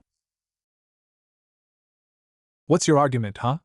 Annabeth asked, clearly fully committed into the debate now. Naruto shifted his gaze over to the attractive blonde-haired girl, whose gray, stormy eyes seemed to crackle with energy. It was almost as if this conversation was bringing her to life. "I'm just saying, this whole war thing could have been resolved by now, or at least significantly more in your favor if the minor gods claimed their children." "So you blame the major gods," she scoffed out. "Whose child are you?" "What does that have to do with the argument?" Naruto asked, his arms still crossed but flexed instinctively when asked about his parents. "I just want to know if your parents have any influence on your standpoint." "It doesn't." "I highly doubt that," she accused. Naruto's eyebrow twitched. "I don't know who my parents are," he confessed. Percy's eyes hardly flinched wider, but Annabeth suddenly felt the need to pause the debate. Perhaps she'd been going too far. "I'm sorry," she apologized. Picking up her pen and twirling it awkwardly in her fingers skillfully, Annabeth wished she had just stuck to the actual argument. Naruto, realizing the predicament, immediately gave a tooth-filled grin. It's fine. I've gone 16 years and I'm still alive. You're not the first to ask who my parents are, trust me." Annabeth gave him a slow nod and a small smile. "But yeah, my point is that if the major gods either allowed or decreed.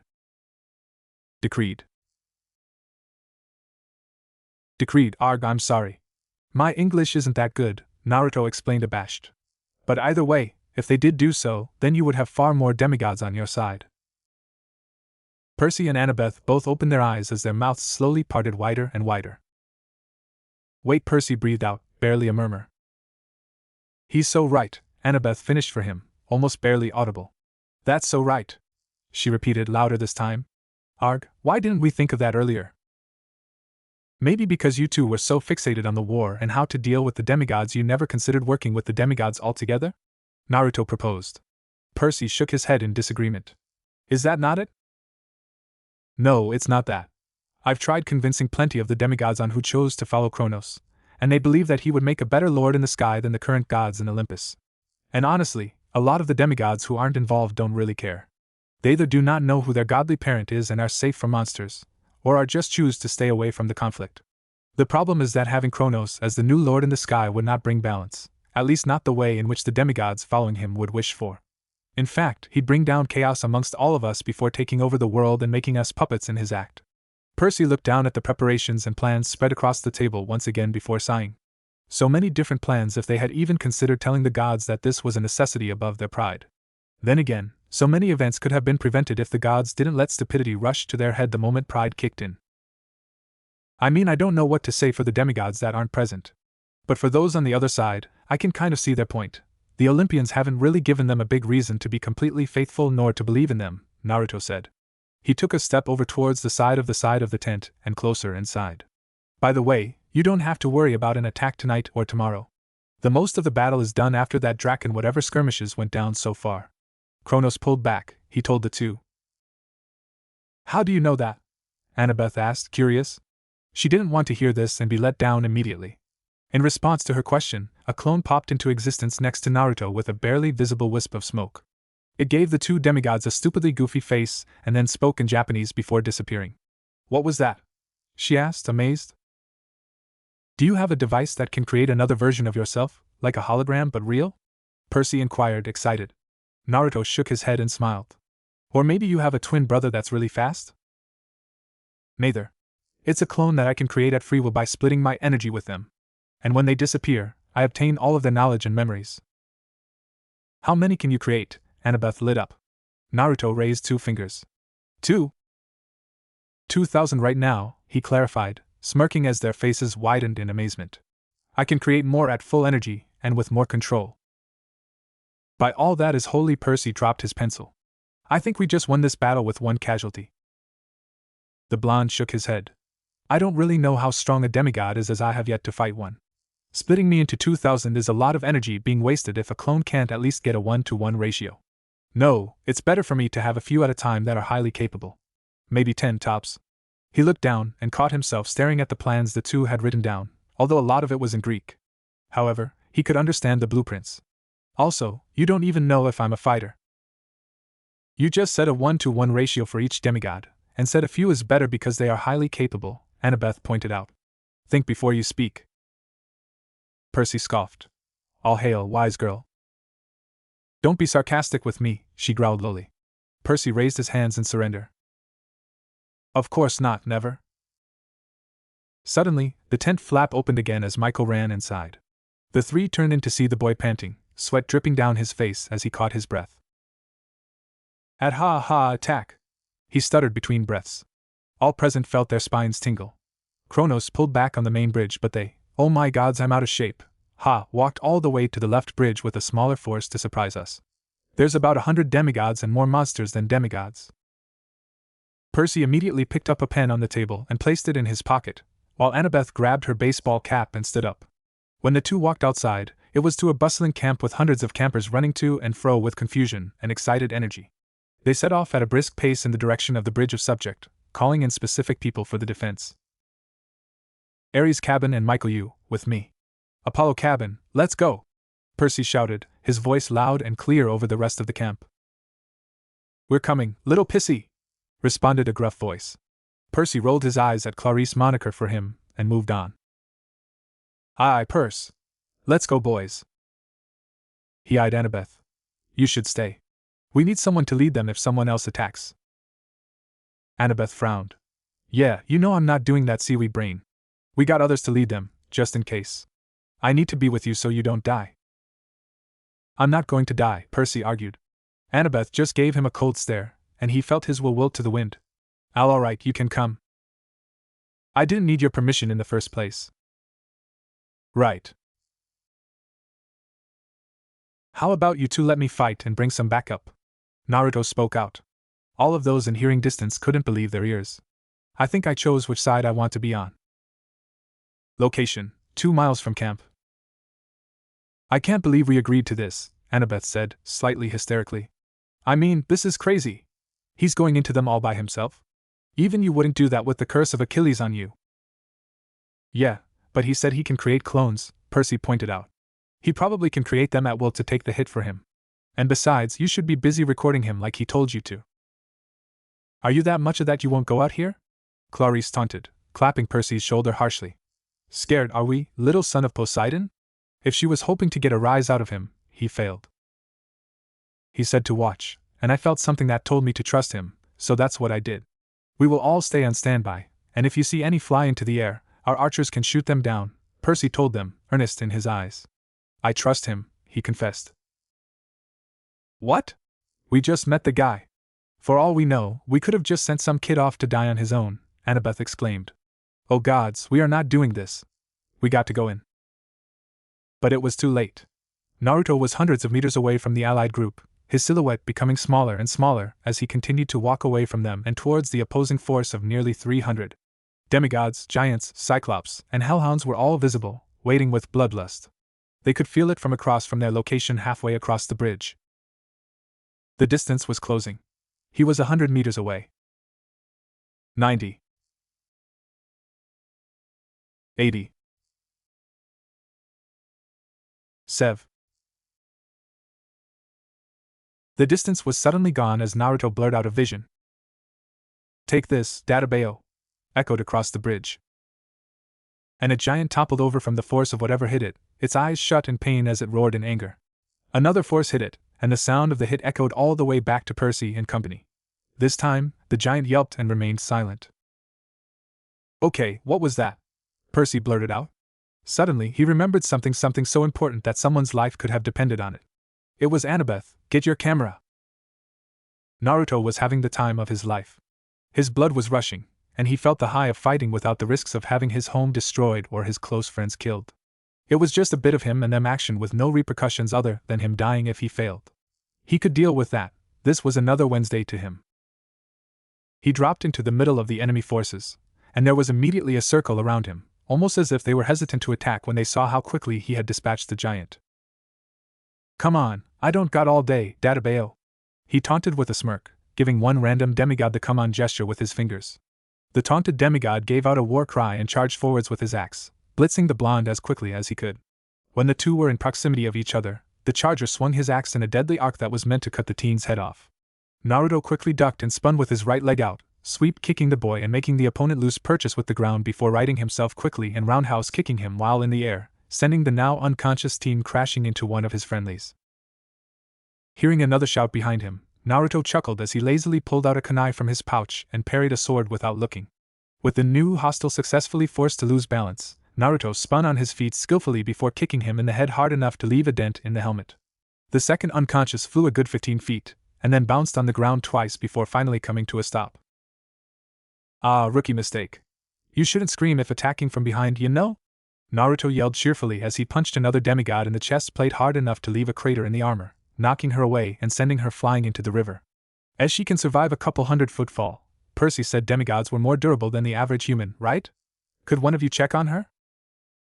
2 splashes reached his ears, and he couldn't help but smile. At least one person seemed to care. Having had enough of them coming to him, Naruto decided it was time to amp it up. He blitzed in, hardly visible to the demigods as he sped the group and towards the giants and hellhounds in the back. Ducking under an axe swing, Naruto slid on the ground for a good 20 feet before applying chakra to his legs and feet to empower him, when he flew straight at the nearest giant like a rocket. The second giant to have the misfortune of encountering an engagement didn't know what hit him literally. Naruto brought his leg up and shouted, "Dynamici Enturi." The giant's face caved in as the leg forced the head to turn before knocking the creature off its feet and careening in the air. Before it landed, another giant and Cyclops were down from Naruto slicing behind the knees of the giant with his kunai and squeezing lemons into the eye of the Cyclops. The Cyclops gave a high-pitched scream as it swung its club in its literal blind rage. Instead of hitting the elusive blonde, who laughed next to a demigod before jumping quickly to dodge a swing, it was hitting allies with all the force it could muster with its bulging muscles. One of the smarter Cyclops decided to put an end to this by knocking its own brethren out of the fight, but Naruto only began the cycle again by jumping onto the shoulder of his new victim and squeezing double the lemon into its eye. "Whoa!" Naruto let out, dodging an arrow by twisting his body.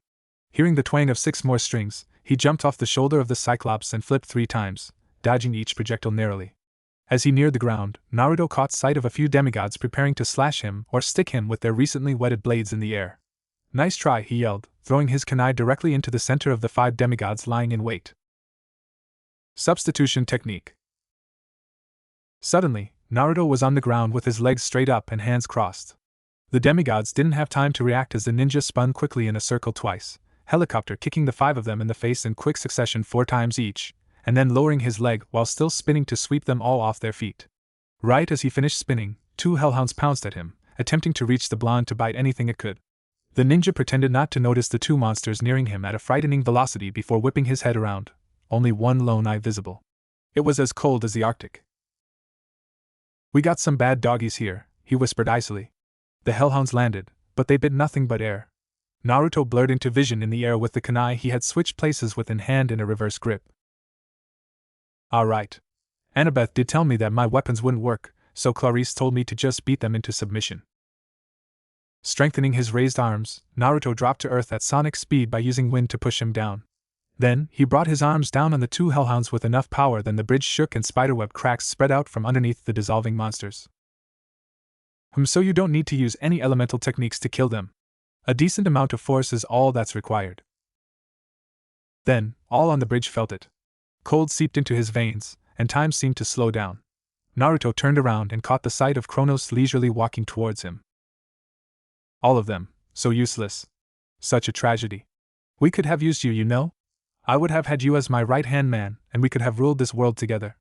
Kronos was looking to his left at the turbulent river. Then, he turned his focus and met Naruto's eyes with his golden orbs. Really, such a tragedy, befitting for my son Zeus, god of theater. Naruto coughed into his mouth casually and humorously blurted out, not interested. A pause. The boss man finally showed up. Keka, I speak English, just saying. Kronos narrowed his eyes. I knew that. Naruto chuckled at the obvious lie. What are you laughing at? I am not one to trifle with. Kronos yelled, the Titan's rage rising. Naruto grinned wildly. Why are you here anyway? Did Ethan chastise you for attacking early and call you stupid, and then you decided to be sneaky and launch a surprise attack? Kronos scowled. Oh, was I right? By Kami, you are so simple, old man, haha. Silence. Kronos ordered, the air becoming so heavy that many of the demigods and monsters felt difficult breathing. It was as if there were a ton of bricks on top of their lungs and they also couldn't take full breaths of air. Naruto noticed this and ran straight at Kronos. Simple, just like the Titan would like. Bow before me, child. Time became a liquid one that traveled exceedingly slow. Kronos stepped forward to the charging Naruto, who was currently mid-stride, and met his gaze. Kneel. The Titan began to force the ninja to his knees by pressing on his shoulder. His brow furrowed and forehead creased with lines when he felt an extraordinary amount of resistance. Impossible. I am a Titan. You shouldn't scowl so much, you're going to have wrinkles when you get old, Naruto chastised. The Titan only glared harder. If looks could kill, the blonde before him would be sour, curdled milk. Also, you should really get to know your opponents before you pick your fights if you have the time, idiot.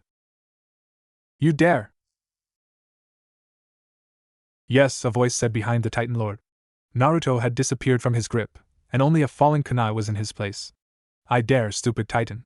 Kronos was hardly able to turn his head around in time to catch the blonde winding up for a punch. The ninja's eyes had turned yellow with a horizontal bar across each that eerily reminded him of a frog, and there were orange pigments that decorated his eyes, much like makeup. Get destroyed, Databeo.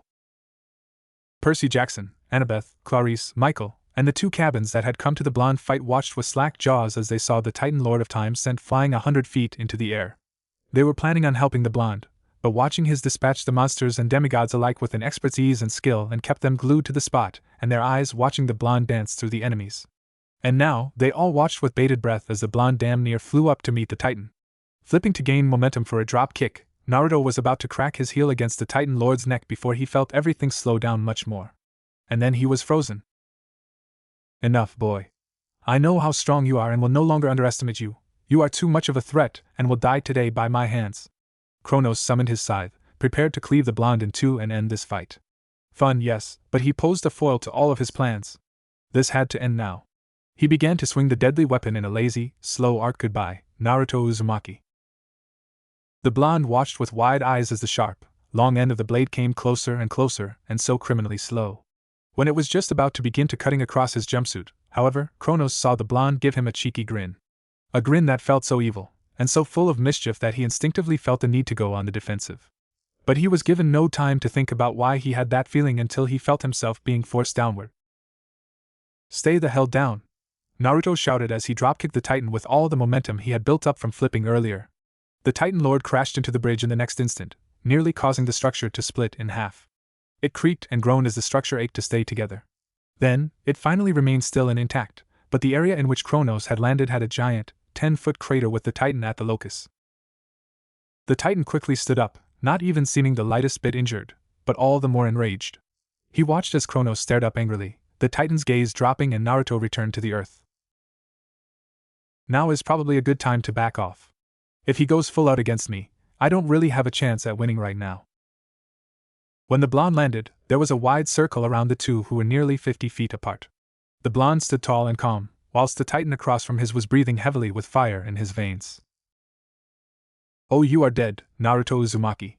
You are dead, and I will make sure I find your parents and all your relatives and kill them.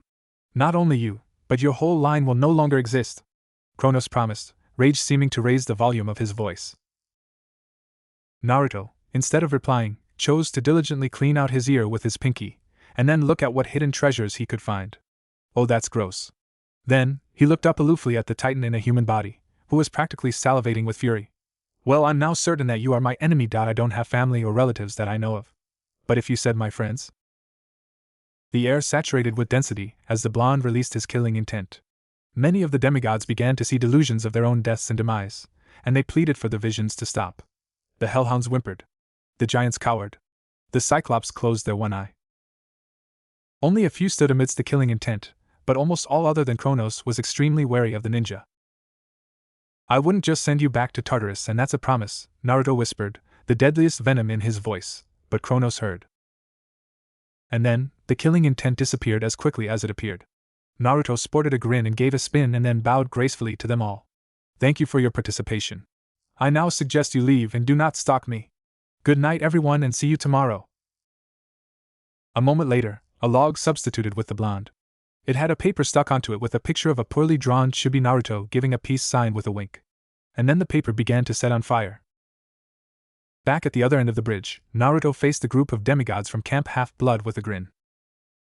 So, did you guys enjoy the show? The audience simply slowly nodded their head in unison, dumbfounded. Percy was the first to break out of the spell as he ran up to Naruto with a whoop. Holy sacks of jewels, you wiped the floor with Kronos. You're amazing! Percy shouted with exuberance. That was extremely impressive, Annabeth added modestly, but Naruto could tell that she was inwardly thrilled. Not a, Clarice voiced confidently, pitching in her own 2 cents. Whether it was necessary to state her opinion or not, that was up for discussion. Naruto just gave her a look and asked, What's a? With all the innocence in the world, his expression filled with confusion. Percy found it amusing, and Annabeth thought it was cute. I will have your he, Kronos roared, his voice clear until. Boom, Naruto commented. An explosion rocked the bridge where Naruto's picture, red, explosion tag, was left, making it creak once more in its struggle to remain intact. This time, the bridge couldn't hold together, and they all watched as the suspensions near the explosion began to snap off like twines. The crater that Kronos had created widened as the cracks spread further and further until the bridge separated. Monsters and demigods fell all the same into the water. The Titan Lord somehow managed to escape the fate of many of his soldiers, but that left him standing mostly alone and staring in wretched anger across the bridge. Naruto turned around, deciding that he didn't like the staring contest with Kronos anymore and preferred the welcoming faces of the other team. So he started awkwardly. At least you guys don't have to worry about this bridge. Can I join your side now? Michael grinned and nearly shouted at the blonde with gusto, Man, you got at least 2 feet in attitude also. Naruto gave the short dude a thumbs up and a megawatt grin. I'll take that as a yes. On the way back to the camp, Naruto had gotten quite a few claps on the back and met all the members of the Apollo and Ares cabin, of which he had received quite a different reaction.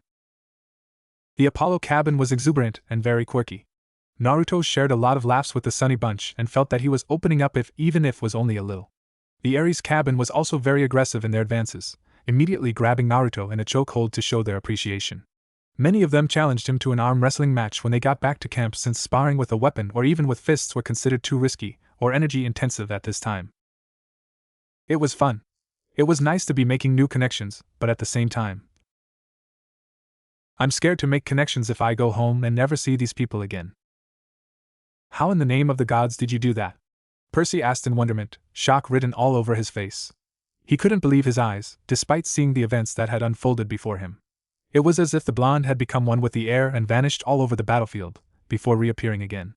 The short 2-minute fight that had taken place, if it could even be called a fight, it was more a massacre in the opposing force's eyes, and Naruto, playing with his food in his own perspective, had shook the boy down to the bone and deeper with amazement and awe. His blessed eyes could keep up with the swift teenager that wore his headband with pride, but there was no way that he would be able to follow with his body if he ever fought the boy. Still, it befuddled the son of Poseidon, as he had never heard of someone that fought so quickly, especially since the Lord of the Titans could casually slow down time against his enemies. Naruto grinned at Percy's question, only slightly abashed at the fact he was relishing a nuance at the attention he was receiving. I moved, he replied, stating the obvious while smirking.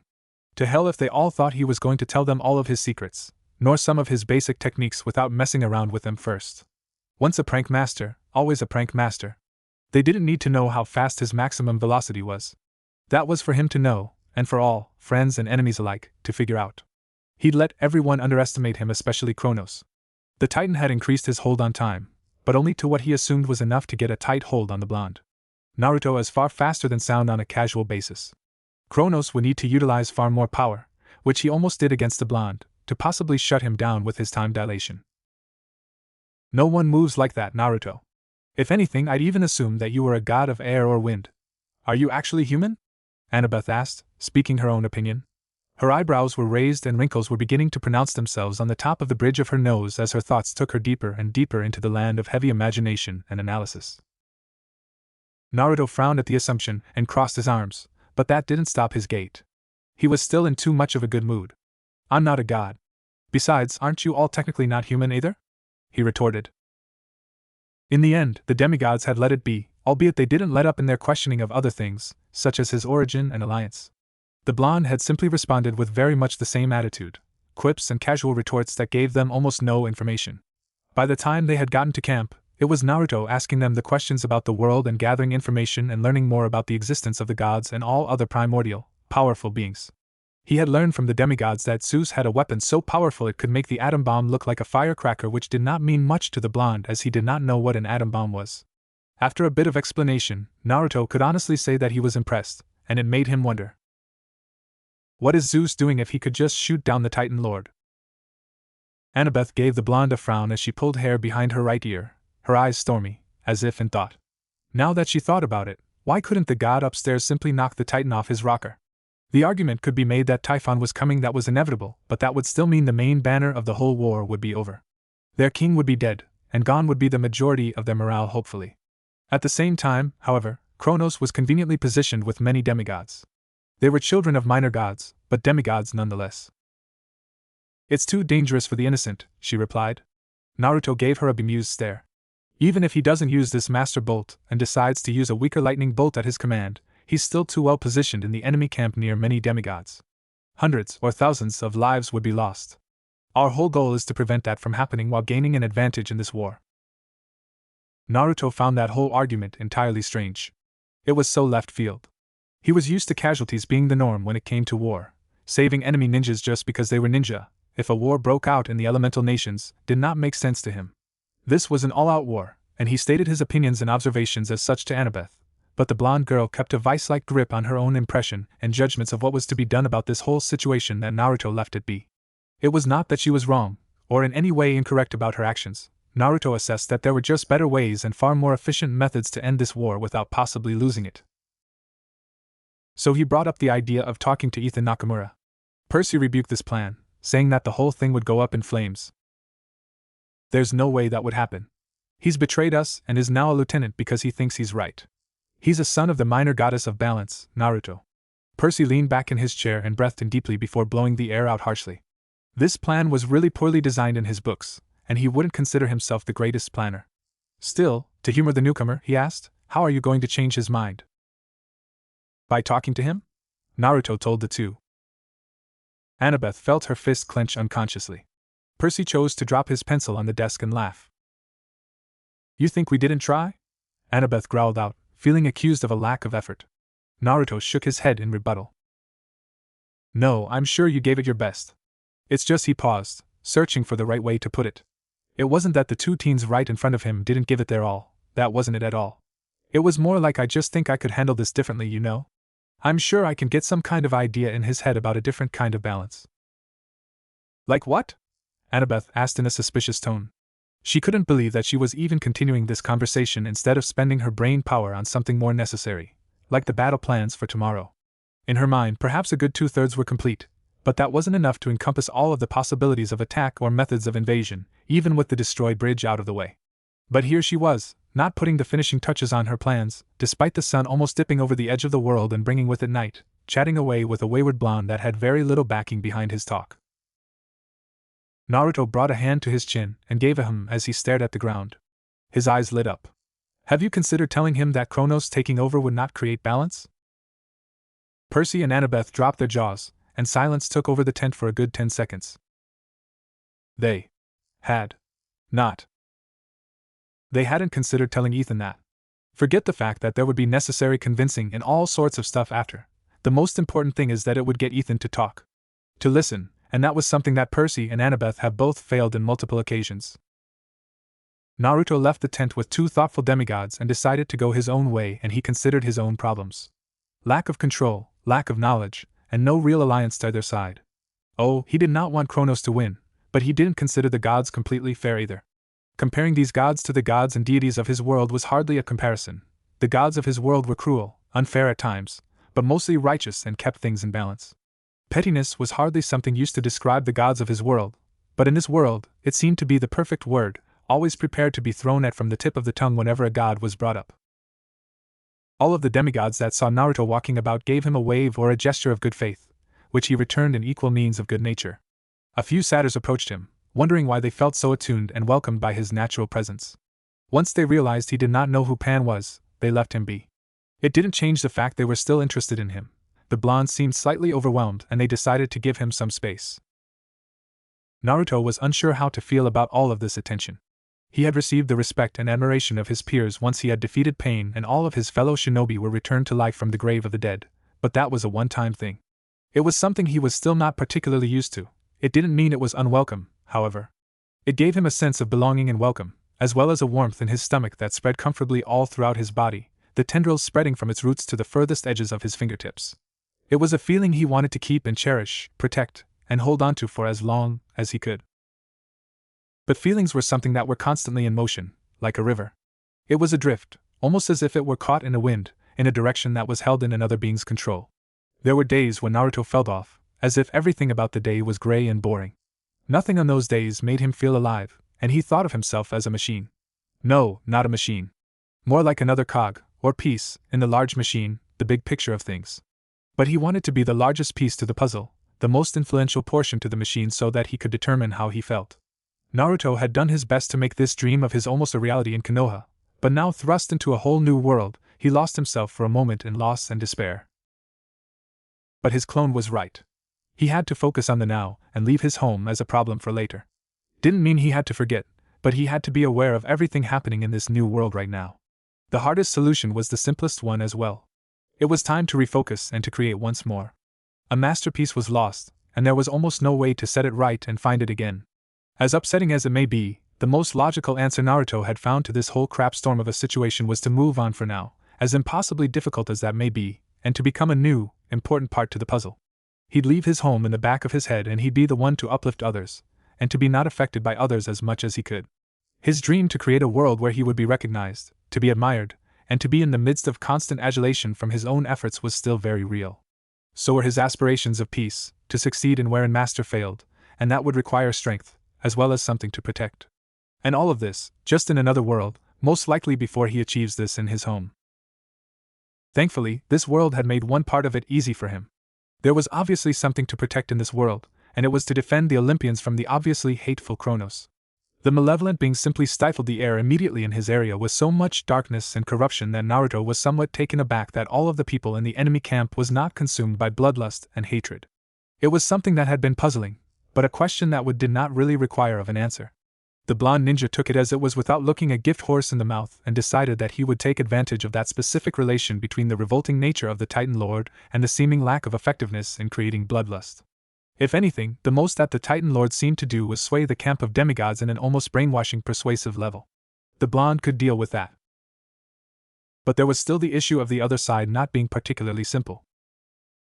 Naruto had a much higher level of chakra, and his control was almost out of control. He had sent clones ahead of him to the library so he could take some time to walk over to the library and get some air. Immediately after the demigods from Camp Half-Blood were done asking him questions feverishly and praising him with minimal caution, he had been slightly burnt out. He had destroyed Chronos' surprise attack that was hardly surreptitious.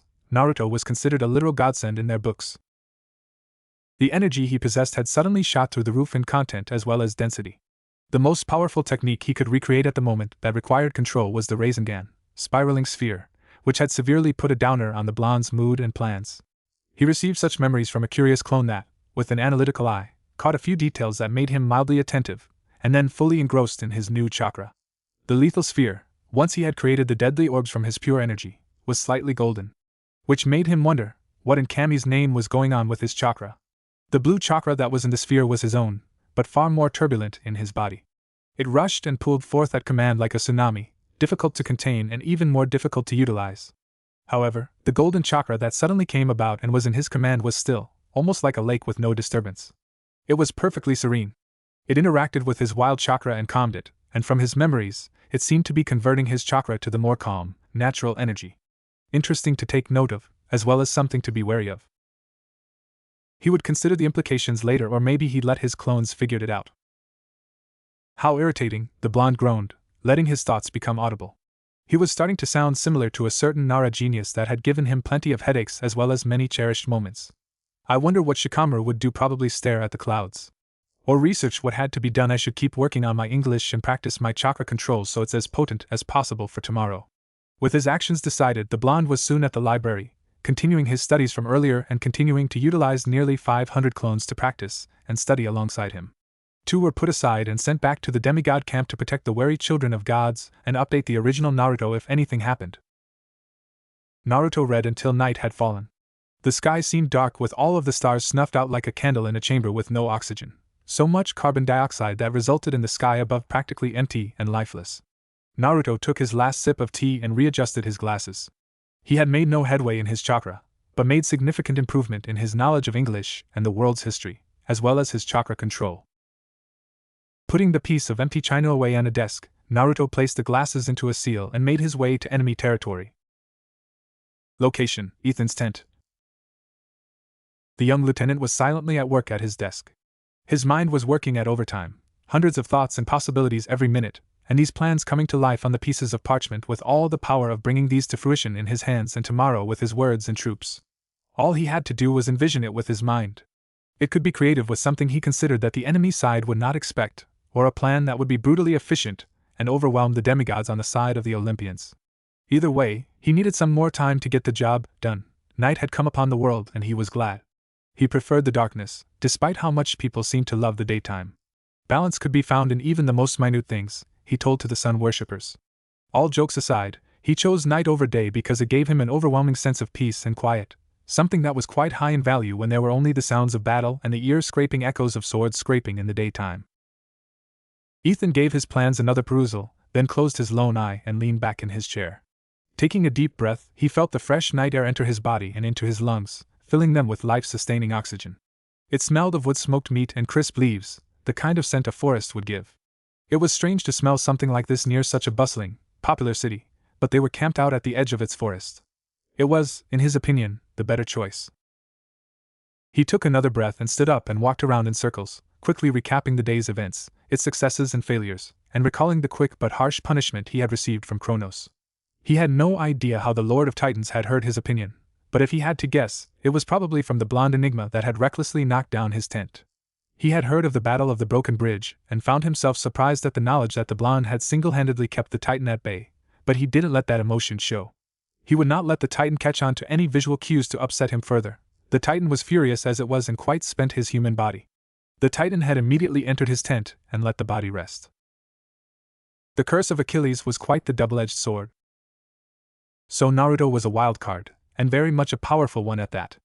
It put a large question mark over all of his plans and made the young man second-guess himself, reanalyze his methods, and rewrite many of projects that he had written down. All of them were inefficient due to the sudden wrench thrown from left field, and hitting him, the pitcher of ideas. So what was he to do? Letting out a frustrated sigh, Ethan paused when he heard the opening to his tent flutter and flap. Looking to the entrance, he spotted a familiar mop of blonde and a shit-eating grin on the owner's face. Speak of the devil, he muttered in confused amusement. This whole scenario seemed otherworldly. Naruto flipped the other teen off. I'm not the devil. I'm a ninja, he retorted childishly. Ethan chuckled and gave himself a seat and casually pointed at the bed for Naruto to sit. The ninja gave him a thankful nod and made himself comfortable, sitting carefully on the edge of the cotton bed as to not create too many wrinkles. No matter, he would fix it before he slept either way. "What's up?" Naruto finally let out, looking around casually. There wasn't much to look at, other than the light on the top of the tent that gave off a soft hue, much different than the incandescent lights back at home. Those stuff were harsh and also ate up so much electricity. The first time the blonde had received his monthly electricity bill, he nearly freaked out and ran right up to the doors of the electricity company to yell about their fraudulency. Almost. "I should be asking you that, you speak perfect English now," Ethan noted as he put away his plans into a drawer. Once it was shut, the man turned back on his chair and gave the other person in his tent a look. "I can't really do anything to take you out of my tent by force, and calling for reinforcement at this time of night could work, but we would not have Lord Kronos at our side. You could just ask me to leave." "Leave," was the immediate response. Naruto gave him a wide grin and replied, "Nope." Worth the shot. Ethan sat up in his seat and Naruto copied the action. "What are you here for? I'm sure you aren't here for some tea and just to chat." "I wouldn't mind tea, if you had any," Naruto joked. He found himself raising his eyebrows when Ethan suddenly stood up from his chair and went to one of the other drawers on the side of the tent and pulled out a few packets. A minute later, Naruto held a hot cup of tea in his hands, and now a concerned expression was also in his possession. Was kind of joking there, but alright. "Thank you." "You're welcome." Ethan took a sip of his own tea, and Naruto soon followed, now believing it was not poisoned. He had watched the demigod the whole time to make sure no fishy business was going on, but he was now sure that there was no lethal risk. "This is good," said Naruto appreciatively. "Good tea was good tea." "Thank you, Captain Obvious." "You're welcome." "Thank you," came the even response. A pause. "Well, for why I'm here, I am here to chat, actually." Naruto put his cup on the floor delicately and looked up at the expecting teenager. "I want to know what makes you side with Kronos, and I'm here for a longer conversation." He grinned. "You know, since we aren't going to battle or anything right now." Ethan gave the blonde an imperceptible frown. "You attacked my fellow soldiers and attacked the leader of this force. Technically, that labels you as an enemy. I should not be having any sort of conversation with you in the first place." "So, what do you want?" Ethan asked neutrally. "Right, alright, I'll get straight to it then." A nod of approval. "I want your demigods to switch sides." "Not happening. And that is a terrible way to start an argument," Ethan pointed out. This enigma spoke English, but failed to state things in a way that resulted in understanding. Still, he had given himself a good 15 minutes for a break from working on strategy, and this is the form it came in. Not ideal, but not the worst. "Hey, I get it. You spent a lot of time on this whole build up the army against the Olympians, and I totally get it. You'll sack the town above and then place a new power as the top dog and then rule with a fairer hand, you think?" Naruto pointed at him. "Do you honestly believe that Kronos is going to be fair?" "He's had quite the history of golden years," Ethan said. "And more years of hell and foolish leadership," Naruto immediately snapped back.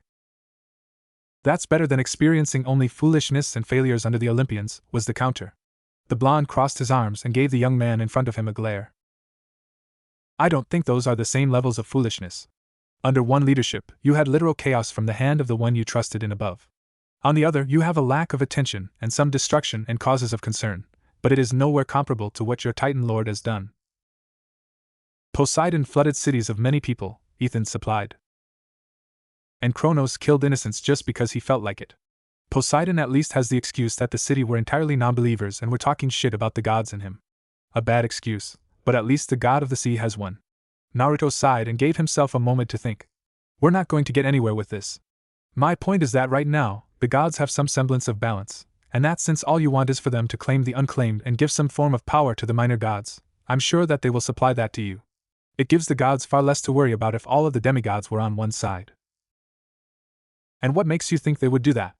Ethan crossed his arms and began to drum his fingers against his biceps. He was interested in this conversation. Naruto had gotten the boy into a talking mood. "And even if they did, what makes you think that if they accept this now, that they won't fail on keeping their word in the future? They're quite known for crossing their fingers on promises."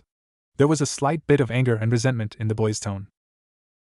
"Sure, but that's for you to figure out so future generations could have something you didn't. That's the beauty of progression and looking back at history, to prevent ourselves from falling to the same mistakes of our ancestors and succeeding where they could not." Naruto took a breath and once noting that he had the undivided attention of his audience continued. "This is where you succeed, Ethan. You can make this whole needless war into a curb stomp against the Lord of the Titans and make this far easier for one side, or make both factions struggle and suffer casualties of an unknown magnitude that was hardly necessary. Their deaths won't be needless. They served a purpose and will be honored. Not if there's no one there to honor them, Naruto muttered darkly. Ethan narrowed his eye. Let's say you win, Ethan. Just simple assumption, alright? Kronos, with his superbly brilliant silver tongue that has all of you demigods under his spell, keeps you all around for a while. He gifts all the demigods and awards you, presents you with medals of honor. You prosper for a few years. You get children, and then grandchildren, and you pass on. But before realizing, once you are too weak to do anything about it, that the camps that held protection for the demigods are destroyed in the guise that if all of the demigods did not know about their origins, that it would be safer. Once you pass, the demigods are weaker since they have less numbers because they have no camp, and those that do realize their heritage are killed because there is no safety or security for them. At the end of the day, there is no demigods, really, and the few that struggle and fight like the weeds in the garden are pulled out from their roots and killed, never to struggle again. Ethan's lone eye seemed to dilate, his mind whirling as it processed all of the information Naruto just threw at him. I don't know what to say. There's nothing for me to really say to that. Naruto gave the teen a few words, a sad smile. Good, because I have more. That is, of course, the worst scenario. But you are so insistent that history will not repeat itself and you will change things. You kill off the gods and cage them up somewhere, all opposition disappears. Demigods will hardly be able to do a thing against a fully powered Kronos, and with his fellow brothers of evil and peril at his side, there will really be nothing you can do but watch as they take over the world. Have you seen the gods do anything in their unfair rule to edge towards world domination? No? I didn't think so. They are stupid, but they are not greedy when it comes to this world in that matter. Demigods have been in existence for thousands of years, and they're still here. Kronos' last years of reign were appalling, and that's putting it lightly. If there is no one to recourse the Titan or opposition against him, his new reign will be just as atrocious as his last, just in a new era. Gods cannot fight back, and demigods and gods will be all but a myth, muddled somewhere in the truth of the past. And what makes you think that that is true or correct? Ethan asked shakily after a minute of silence between the two. Everything about his plans seemed to be crumbling. His alliance, his beliefs, everything about balance was being shaped right now and remolded. It was uncomfortable, being told information that could change the way he thought in just a moment. Holding power for forever. There's quite a bit of corruption that can fester into one's mind once that thought fully kicks in. That was the seal to the deal. It was something that Ethan could understand and an almost truth that Ethan could put himself behind fully. And so he understood what had to be done now. Leaving his cup on his desk, he pulled the plans out from his drawer and stood up. Naruto did the same before taking one last sip from his now finished cup of tea.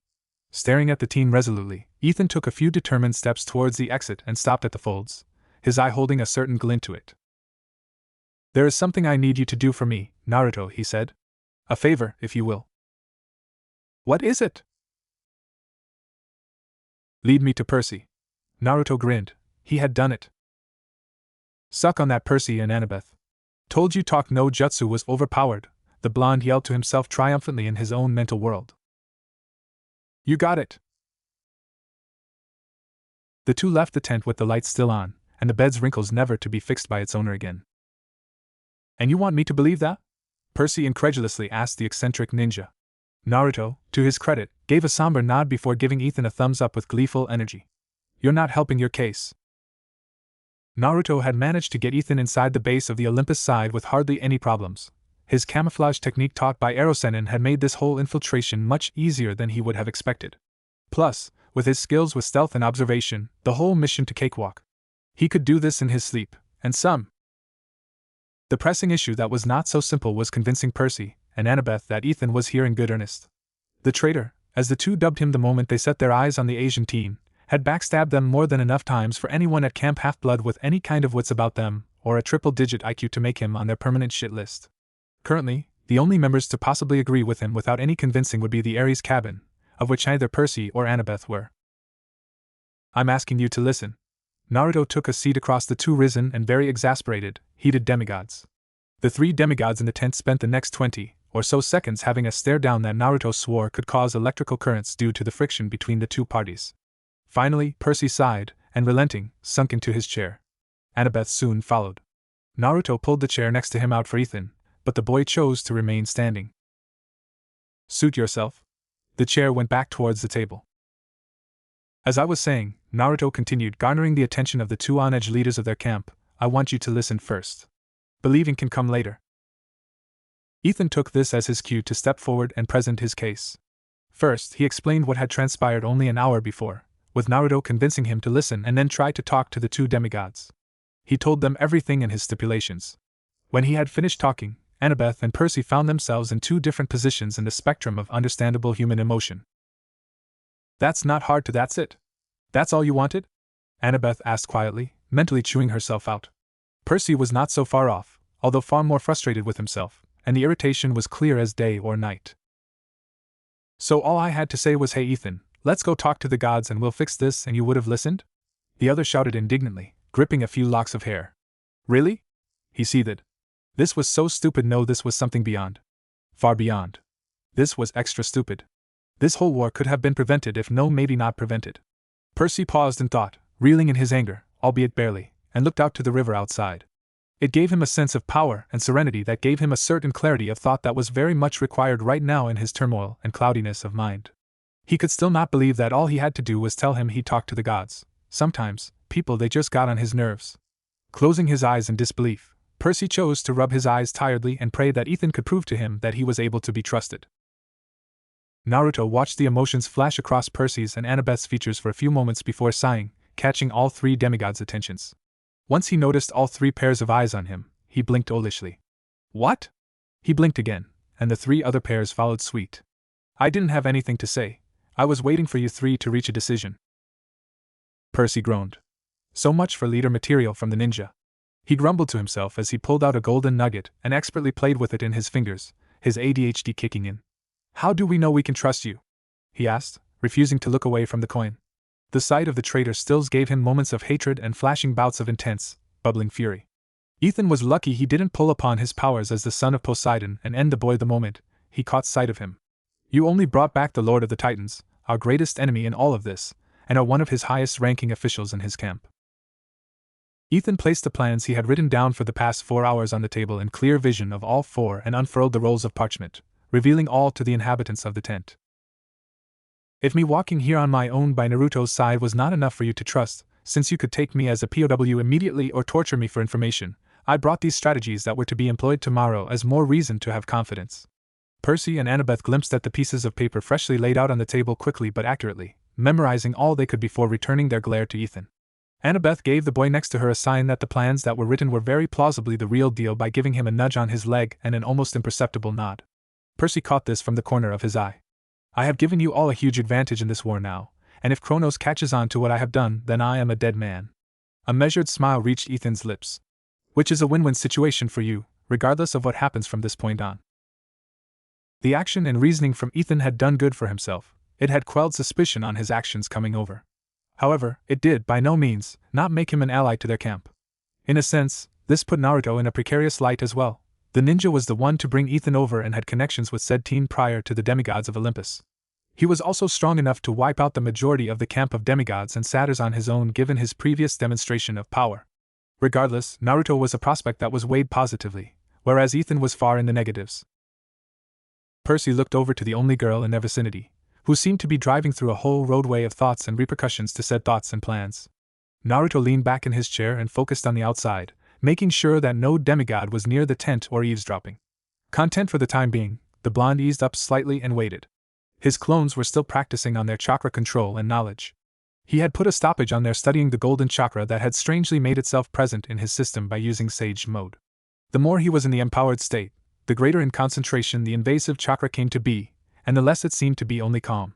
In fact, the blonde sensed a kind of dormancy about the energy, as if it were tranquil and deeper, far deeper, he felt wrath. It was a strange theory, but he assumed that it may have something to do with the mother of all titans, but that was just guesswork. The other probability was that he somewhere down in his cage, the chakra from the beast inside was pooling in, but the seal was acting differently well, something was working off kilter. Both of the possibilities included wrath, so Naruto left both doors open and would deal with either if push came to shove, but that would be later. Thank God for clones, bygones be bygones. They had enabled him to learn English by means of translation from Japanese. Lucky he was to have some kind of relation to the language for some reason. Weird world through practice, repetition, and awful, kami-forsaken migraines that would make most men run to the hospital for fear of death. In addition to all this, the clones had managed to get his chakra control down to a commendable low Chunin level. It was far better than the Genin level control he had in the morning, but it was oceans away in the stillness and mastery he had over his own pool of life energy. He may not have had perfect control over his chakra, but he was damn near close. It made him wonder how he hadn't turned to stone yet, although he had gotten a few drawbacks from performing the transformation imperfectly. Even during the fight against Kronos on the bridge, Naruto felt a few warts pop up on his stomach and hand, although he ignored them for later. All in all, Naruto assessed that Sage Mode was dangerous until he had at least Jonin level control over his chakra. But that was all theory. Naruto was broken out of his complacent reverie when I could use my drachma to call my father, Percy sighed out. Maybe this whole double cross was actually for real and he was overthinking it. He certainly hoped it was true. If I could get my father to understand Ethan's perspective and agree to his proposal, and he got the major gods on Olympus to agree, it would make this whole fight easier, he analyzed critically. If that doesn't work, I could always try and give a call to my mother. Annabeth drew up the failsafe. She gave him a pat for good luck on the shoulder as Percy whispered something and summoned water before a. Is that a screen? What the hell? Naruto squinted his eyes in concentration, attempting to understand what was happening. However, when the image cleared up, his eyes were now narrowed in clear recognition. There's a war underwater.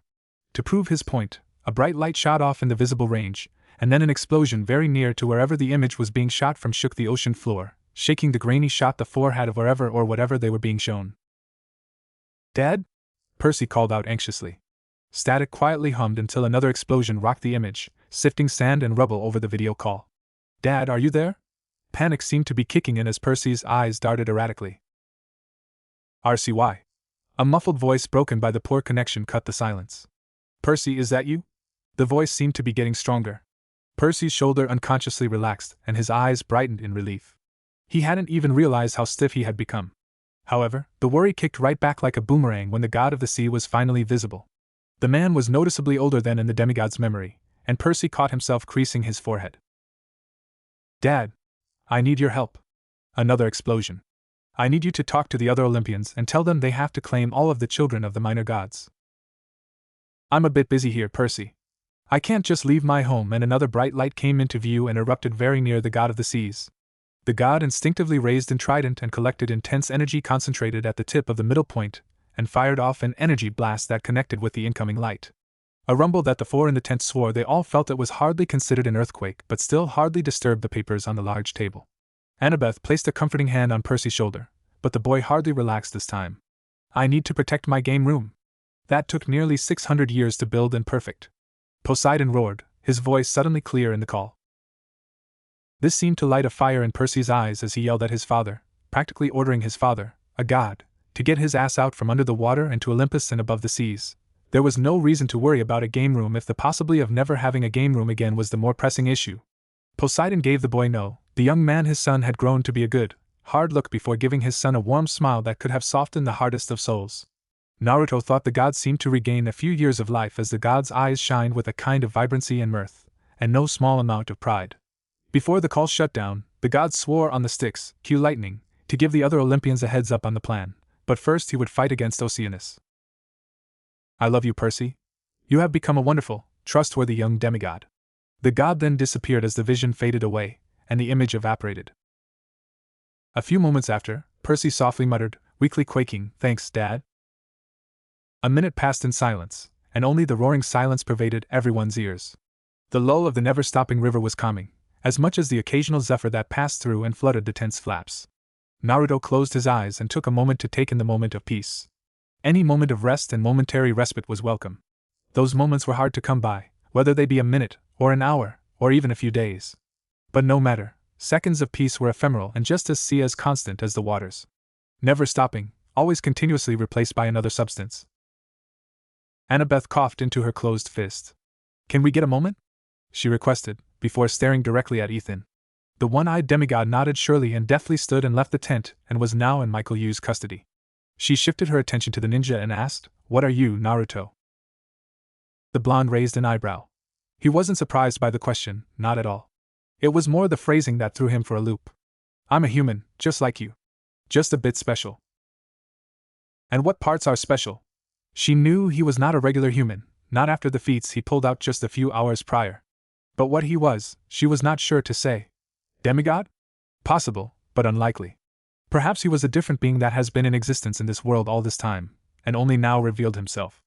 Although that also seemed low in probability, as there were many other times in history where a person of his caliber would have been greatly appreciated and would have literally, single-handedly changed the tides in battle. It was a puzzle that left her very puzzled, to say the least.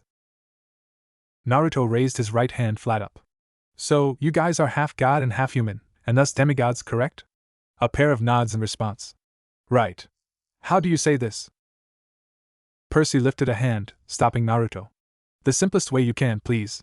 I'm not the most intellectual audience you'll ever get. The blonde granted the other boy a grin that reached his eyes. They crinkled with mirth and understanding. All right, the simplest way possible. I'm a ninja and can use my life energy to do inhuman feats, he exclaimed honestly. It was the too long, didn't read version of what he was, but it was factually simple and to the point. If anything, the lift in Percy's shoulders and surprise on his face indicated that he comprehended the sentence. You're a what? He whispered excitedly, his childishness impacting his reaction heavily. No way. Yes way. I am indeed a unit of energy, Naruto drawled. Annabeth palmed her forehead. I have two idiots to deal with. Wonderful. She could hardly handle Percy's idiocy at times, but another idiot with his completely unique humor. No thank you? What was it with the infectious, stupid grin the blonde was giving her way, almost knowing exactly what she was thinking? She felt her lips slightly curl up and lift as her mood rose. A ninja is not what I was anticipating after my research on the powers of this world. In fact, the way you fought earlier contradicts everything about the history of ninja, as they tend to fight in the shadows. Naruto nodded, realizing that what she said was truth. He had made sure his clones had read up on anything for ninja and learned that his breed of ninja simply did not exist, either in the present day nor in any moment of history. He was a special being that was not categorized in this world. Ironic, he thought. If any of these demigods were in his world, they'd be considered incredible and exotic and probably placed behind bars of whichever of the big five had the lucky catch. Either way, that was there and this was here. He was the exotic one in this case. I figured that you'd be some kind of deity, despite what you said earlier. Naruto felt his grin fade away. I'm not a god, and I don't think I ever will be. When did you realize you were clear-sighted? Annabeth asked, her eyes narrowing slightly in curiosity. This whole interrogation seemed to become far more interesting to her. And where did you learn to fight like that? The blonde saw this question as decisive. Truly, a daughter of Athena, and a leader. Confident, strong, and clearly able to keep her own, the girl was now grasping as the inkling of hints that Naruto had unknowingly left behind in the single day he had existed in Earth. It didn't bother him at all, that was attractive as well. Well, how do I put this? He saw Percy give him a plead with both hands clasped together. I'm not from here. Like from Earth. Oh my gods, he's an alien, Percy mouthed. Then, he gasped and pointed his finger strongly, said finger bristling with all of the power its user held. A Japanese alien! Annabeth quickly struck the boy in the back of the head for the exclamation. It could have been subjectively taken as racist. Looking over to Naruto, he didn't seem to mind much, if his easygoing expression was anything to go by. Where are you from? At this, the blonde grinned. Finally, the million-dollar question. From my mother's womb. At the end of the night, Naruto had learned a great deal. 1. He was clear-sighted in the terms of the Greek. He was unsure whether he was innately able to see through the mist or because he had used Sage Mode in the first few minutes of his unexpected entry into this planet, but he was now able to see everything. He had no issue with that. He would see the monsters for what they were, rather than gigantic ducks or whatever the human mind imagined them as. He'd rather not know. Secondly, Annabeth reminded him of Shikamaru due to her intelligence and quick planning with very effective ideas that he knew the Nara genius would agree with. It irked him somewhat to be in the midst of another genius, but he shrugged it off. It would do him no good in the long, and he had the genius of Kage Bunshin, shadow clones, to study whatever he wanted. Thirdly, he was far, far stronger than he expected. Naruto had taken his leave for the night and decided to sleep on a street corner not too far off from the tent. He had immediately entered a meditative pose and cleansed his mind as to enter himself, and was immediately shocked by what he felt. His chakra pool was consistently increasing at an alarming rate. His clones were barely keeping up with improving his control at the same rate that the quantity was vastly growing. He would have to up the clones' training and control, and he would join in. A blunt weapon could be just as dangerous as a weapon sharp enough to slice through the mountains, but he preferred to have both. A master of variety was far more dangerous than a master of one. Currently, his chakra pool forced him to overpower all of his basic techniques, thus the bluntness.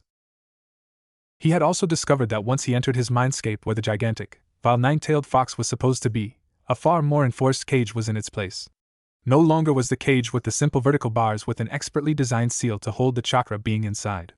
Instead, it was boxed in completely with metal, unable to be seen from the outside nor inside.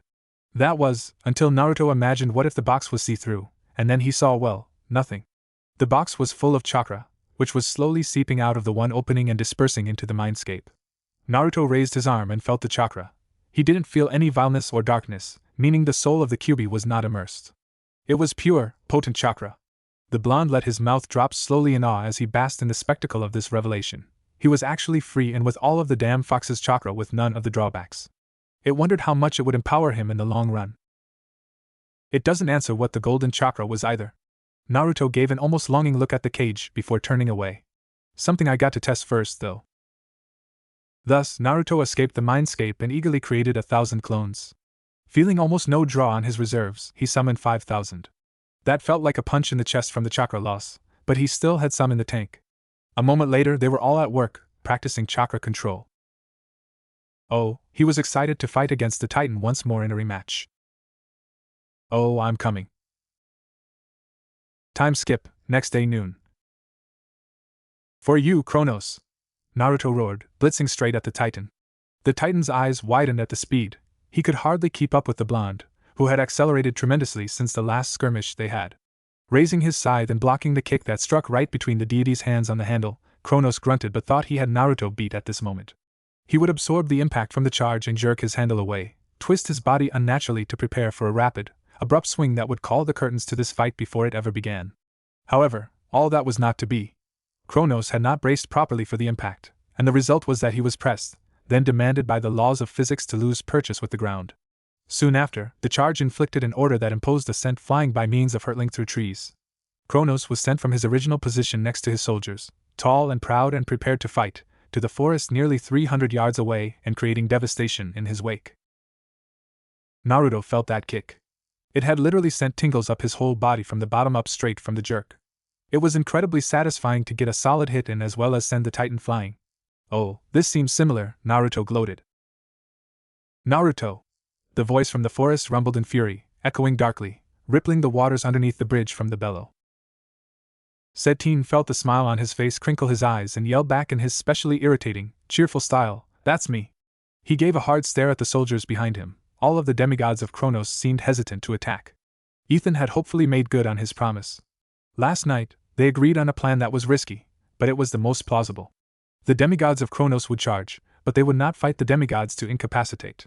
It would just be deadly sparring with lethal weapons, that's all. The easiest way to get this done would be to send the Titan away. The biggest threat would be off the field and the betrayal from the traitor's side would commence. That is, unless they were traitors. Despite Naruto's best wishes, he knew that were at least a few demigods on the enemy camp that would not change sides despite what their lieutenant ordered them. There were some too deep in vengeance. It reminded him eerily of Sasuke, and it almost forced the blonde to sulk in memory of the traitor. But he digressed. A man could hope, yes. Naruto was certainly hoping the demigods were all on one side now. Attack them! Kronos roared once he was visible past the treelines, empowering his troops with his order. His whole force marched forward slowly. Then, they picked up speed into a slight jog. A run. Then a sprint. Let's go! Engage! Percy screamed above the noise, rallying the camp to life as every demigod on the other side of the bridge prepared for battle. Naruto, you called dibs, right? The blonde turned around and gave the two leaders of the camp a beaming grin that was halfway to a smirk. I smiled and popped a thumbs up. Yup. That baddie Titan is all mine. You can get the others if they show up. Go get him, Annabeth encouraged, a miniature, shy smile sprouting. Naruto nodded at the two of them and blurred out of vision, traveling at an inhuman speed. He sped past all of the enemy troops prodigiously faster, as if he were wind itself, and ran straight for the big boss, creating a sonic boom a moment after that blew wind into both sides. That's stupid, Michael snorted out, saying what was on every other spectator's mind. Naruto was having a blast, fighting hand-to-hand with the human form of the Titan Lord.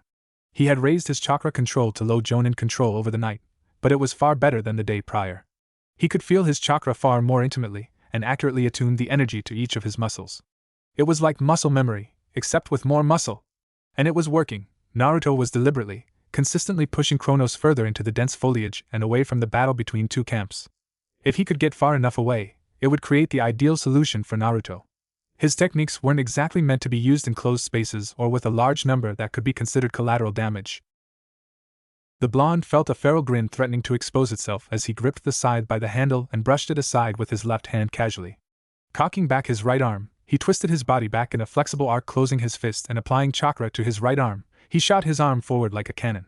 Kronos, feeling the intensity of the blow as it, quite literally, screamed at him with a high-pitched whine towards his face, brought up his left arm with the intent to block the blow. Feeble attempt, Titan. The fist met the defending hand one moment. The next second, a whole line of trees the distance of 50 feet had been topped over destructively. A broken line of dirt, rocks, soot, and a deep trench line lead to the rage-filled Titan, who was slowly rising. "Come on, is that all you got?" Naruto taunted, knowing that the Titan would easily get riled by a mere mortal like himself. It was in the blood of those that were born higher than thou. Naruto practically lived with those assholes, and knew exactly how to push their buttons. And how to defeat them. As expected, the air seemed to become saturated with darkness as the Titan's power rose as quickly as temperature of his blood. The blonde had been waiting for this. The two were comfortably distant from the other battle. This would be a splendid test with the purpose of examining exactly how much more powerful he had become. He could feel pure, untapped potential and power coursing through his body like a violent ocean, its source, turbulent and deep. Naruto's excitement grew as quickly as his energy. A chakra shroud emerged, encapsulating the blonde and steaming off, little wisps escaping. "I've been waiting all night to do this.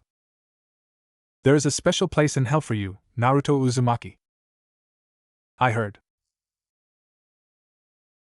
Kronos was suddenly made aware of a blonde behind him as Naruto's foot made contact with the Titan's side of the head via a whip-like roundhouse kick in midair.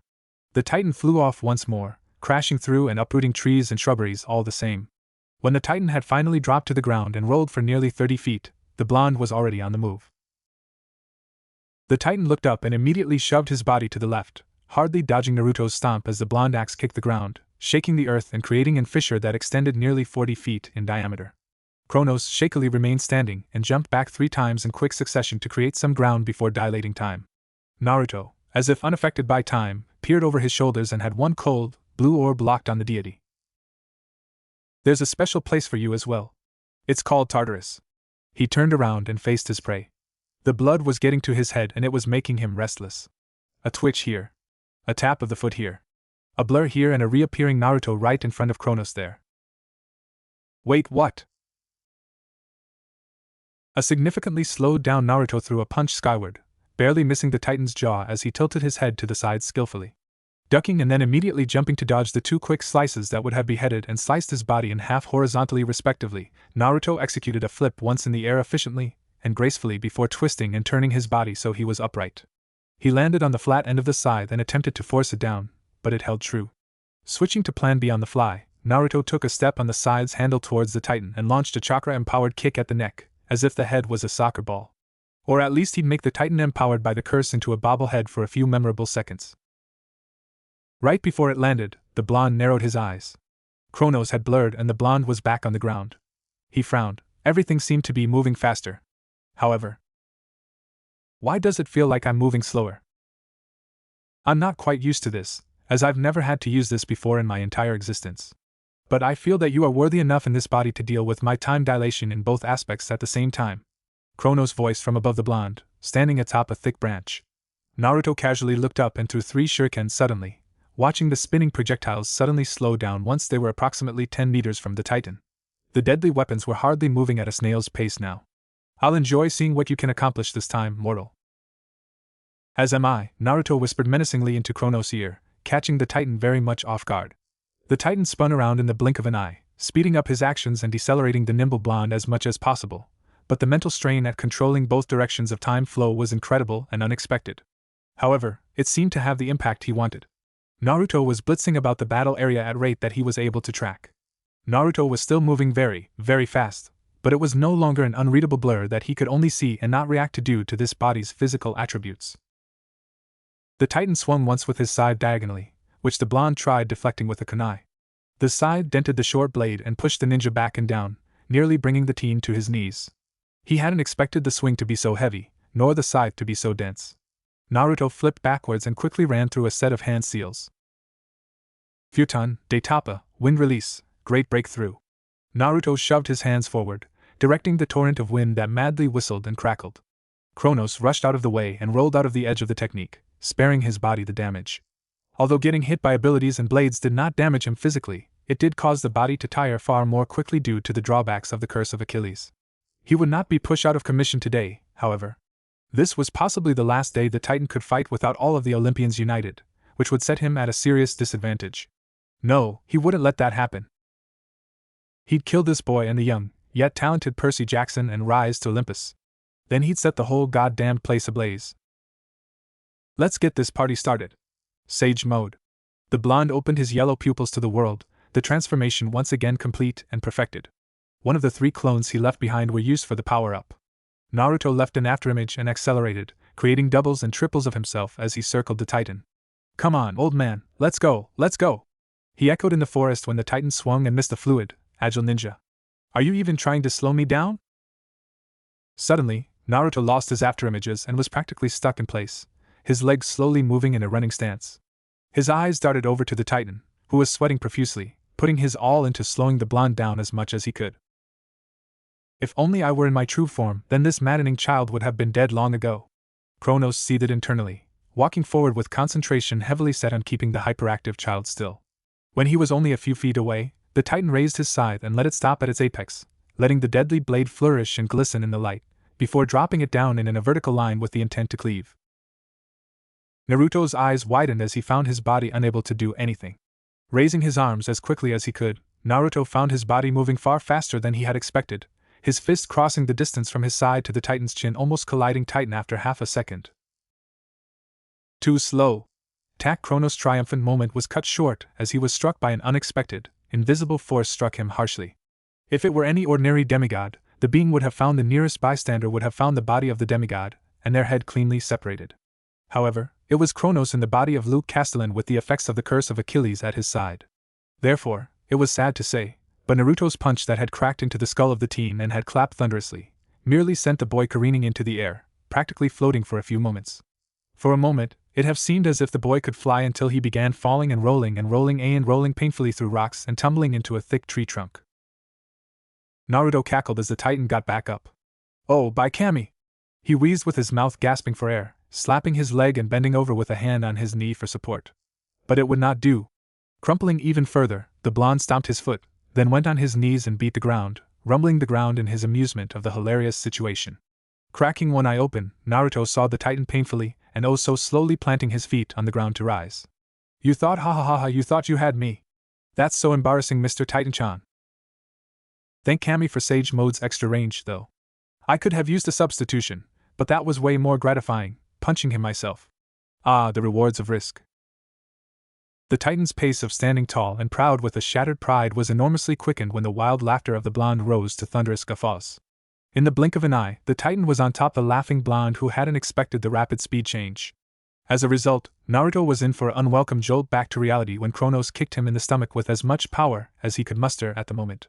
Naruto spit out some blood but made no sound or change in facial expression to outwardly give a cue to taking damage when he barreled through a few trees of his own. After crashing through 7 trees, Naruto gathered his bearings and planted his feet on the next incoming tree and stood vertically. Bending his legs, Naruto applied chakra to his feet and pushed. The force of the jump toppled the tree and sent bark flying everywhere. He boosted off faster than a rocket at max velocity, creating flames in his wake, lighting up a small portion of the forest and trees aflame. The 2 powerful beings fought in close combat for a good 30 seconds, nearly in stalemate, but it was clear that Kronos was slowly gaining the edge the more the Titan became familiar with the blonde's strength and fighting style. That is, until he realized the blonde didn't really have a fighting style that he could expect. Every attack seemed random, but was highly methodical and calculated in Naruto's perspective. He had used this style for years, training it and honing it until it was efficiently damaging and unpredictable. It forced Kronos to stay on his toes literally. Naruto, using all of his strength in Sage Mode, bent low to the ground to duck under a swipe, but he didn't expect kick to the face that nearly broke his nose. Gritting his teeth through the pain, Naruto applied chakra to his feet to remain glued to the ground right next to Kronos, and gave him no time to respond to the quick handstand bicycle kicks to the shoulders. Rotating on his upper body, Naruto flared his legs out and spun in a circle, kicking Kronos in the head and then swept low and removed the Titan from the ground. The Titan, expecting ground, sped up the fall and planned to roll immediately afterward. However, Naruto had expected this and yelled, "Oh no you don't!"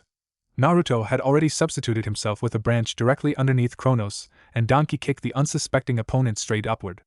The Titan dilated time, hoping to get another swipe, but Naruto had already substituted himself again out of harm's way.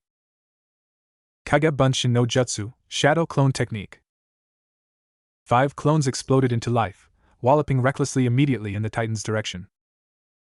You dash! One clone punched the Titan right in the jaw, rocketing him even higher. Zoo dash! The next clone pushed off the first clone and aerial flipped in the air to evade a retaliating swing of a scythe. Dodging a hastily thrown-out kick with nimble ease, the Naruto clone gracefully kicked Luke Castellan's body in the stomach, sending the body another 50 feet higher. For some reason, Kronos' body was extremely dense.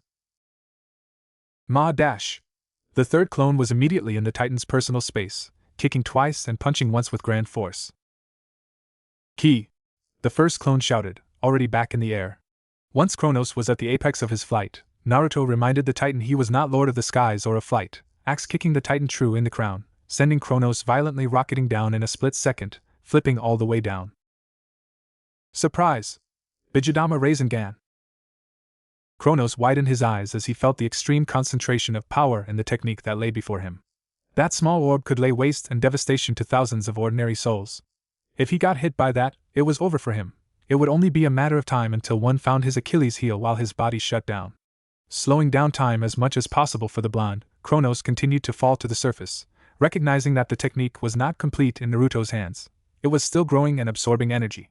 Naruto mentally frowned, realizing that Kronos could also bring down the speed of creating techniques. That's some bullshit. I should have just shoved it in his face, whelp, now I know.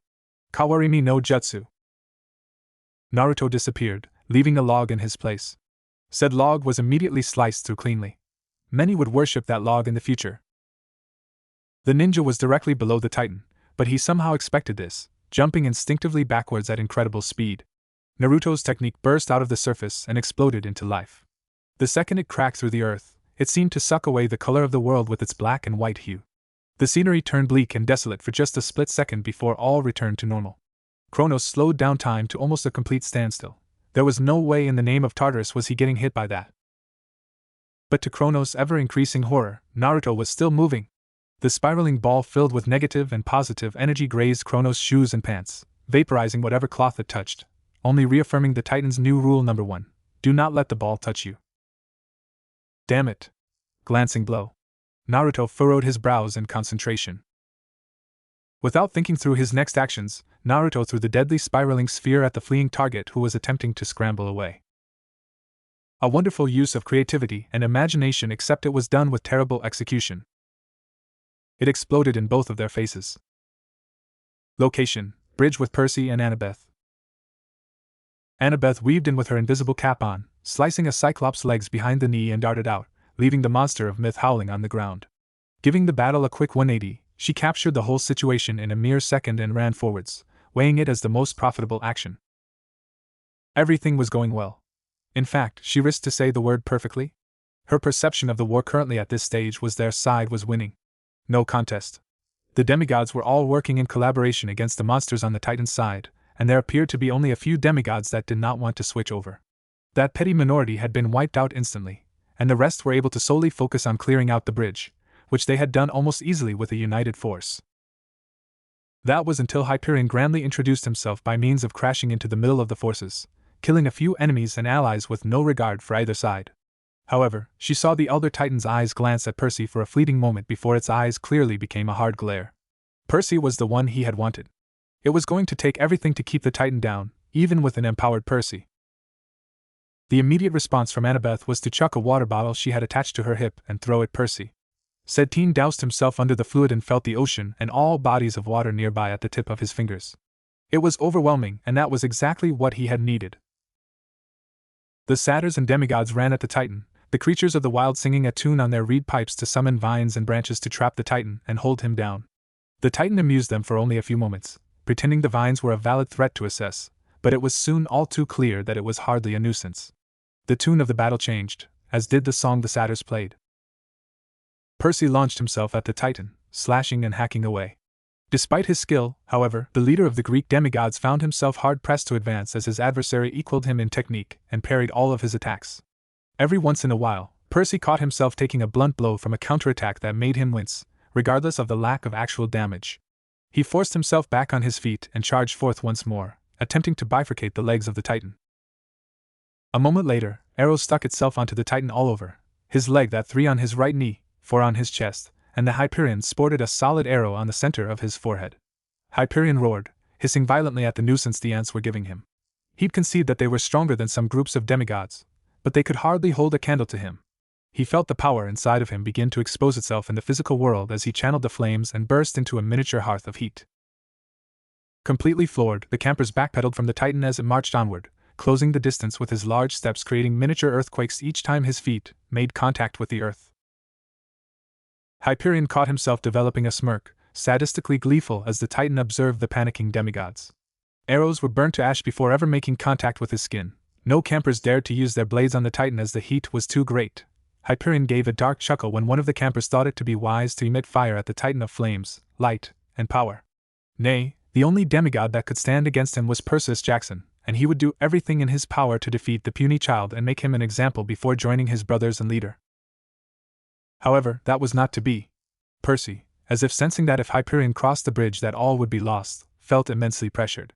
He felt the heat exuding from the Titan, but he also felt the ocean's call. It was greater than before, beckoning him no, pleading him to ask it to help him. So Percy Jackson did. All demigods present would remember this moment. It was then that Percy Jackson ingrained himself into history as not only the leader of the demigods against Kronos, but also as one of the most powerful demigods to ever exist. Thousands of gallons of water shot up in violent jet streams high above the bridge from the river. A small hurricane the size of Hyperion encircled Percy, raising him to eye level with Hyperion and mercilessly whittling away the flames. Hyperion grimaced and roared as the flames died down, and then howled in pain when the water above the bridge rained down with incredible pressure and speed, creating holes through the body of the Titan. Percy exploded out of the hurricane suddenly at the weakened, kneeling Titan, who immediately shot out a finger at the incoming son of Poseidon. Percy raised his sword over his shoulder. He would thank the gods later for this and blocked a ray of light that would have, no doubt, knocked him away from his goal. Fluidly taking in the impact, Percy pushed forward using water to boost his speed, and was soon in the Titan's face. When he swung his blade this time, there was no answer except golden blood splaying across the ground and dripping to the earth. Percy continued his onslaught with impunity, utilizing both his blade and his enormously increased grasp over his domain, and now had utterly taken over the fight. The final blow was struck, and Hyperion faded, but not before ominously warning. "My brother will kill you, Percy Jackson, and I will have my revenge." Through all this, Annabeth did not notice the giddy feeling of victory ever escape. However, when an explosion, originating from the forest where Naruto had disappeared with the leader of the Titans, was heard, she felt her heart sink with worry. Moments later, the bridge shuddered from the earthquake that threatened to snap the foundations, and many demigods lost their footing. Those that were displaced, wobbling, or on one foot found themselves soon on the ground as a strong wind blew from the far end of the bridge. Without a second thought, Annabeth yelled at Percy, "Finish off the monsters and clean up the bridge." She then turned towards the forest ahead, sprinting with all that her body would allow and more. There was something gnawing at her chest, quietly, yet desperately whispering her to hurry. Hurry! Hurry! She had been fighting all out for the past 20 minutes, and it was beginning to take a toll on her.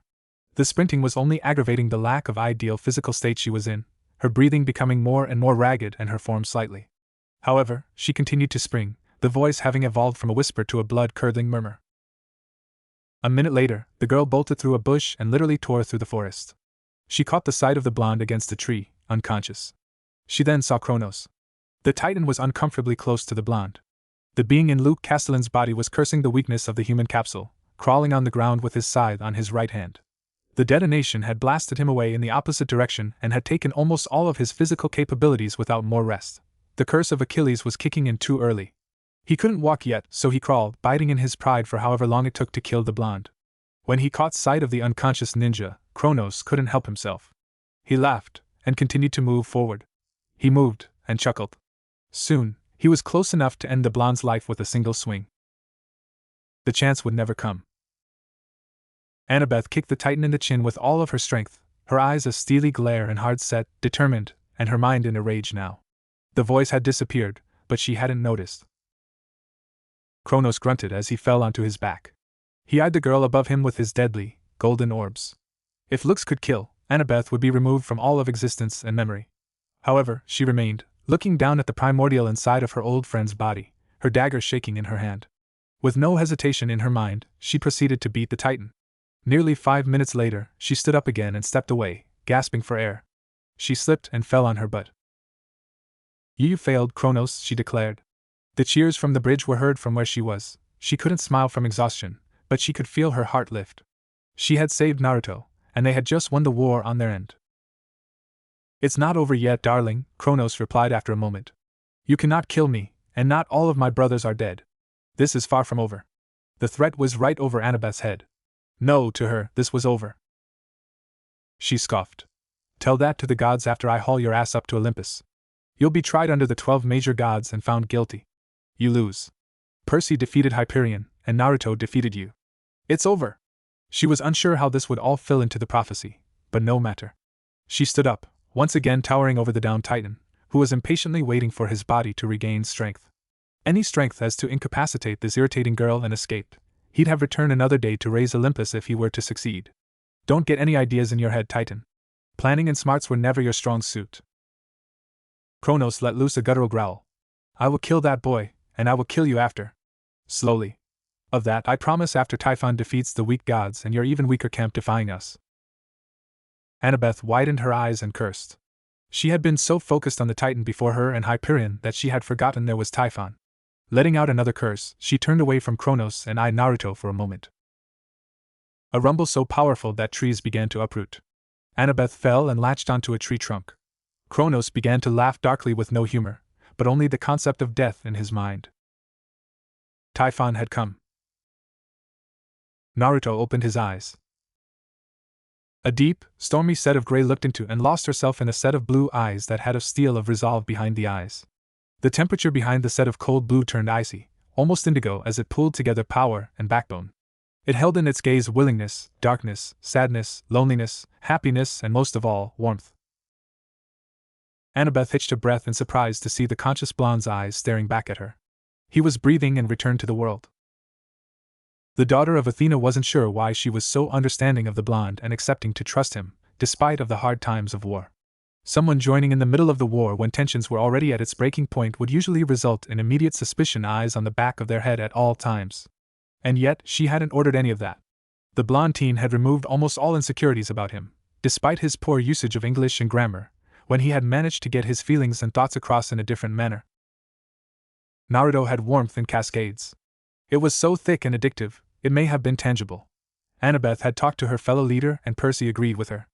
Naruto had something inside that just made others want to trust him and collect themselves around the blonde with him as the center. It didn't matter if this was war and their head was telling them no, this was a bad idea. Their hearts were telling them yes, trust this person. It certainly helped that the eccentric teen with a metal headband was powerful as well as smart, defeating Kronos at his own game on the bridge the day before. That had given the camp a reason to give the blonde the benefit of the doubt. But now, looking at the blonde who was leaning against the tree he was already getting up and Kronos at her feet, she was certain. Naruto was able to be trusted. It didn't matter if he were not a demigod. He had proven himself through his actions that he was someone that lived by his words and actions, and she now had a reason to believe him. She wouldn't give up her life for him, but she was willing to help him. Thanks.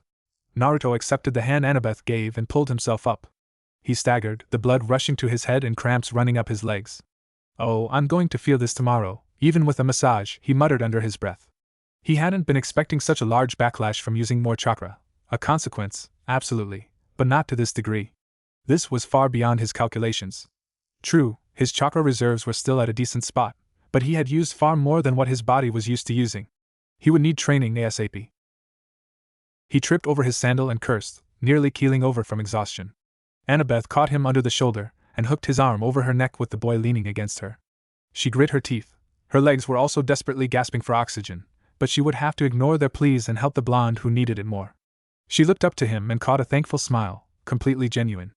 That smile, it made her glad that she had accepted him into the camp. All of the arguments rampaging in her head slowly dissolved into nothingness. There was no need for them for now. Not when he had already done so much for them.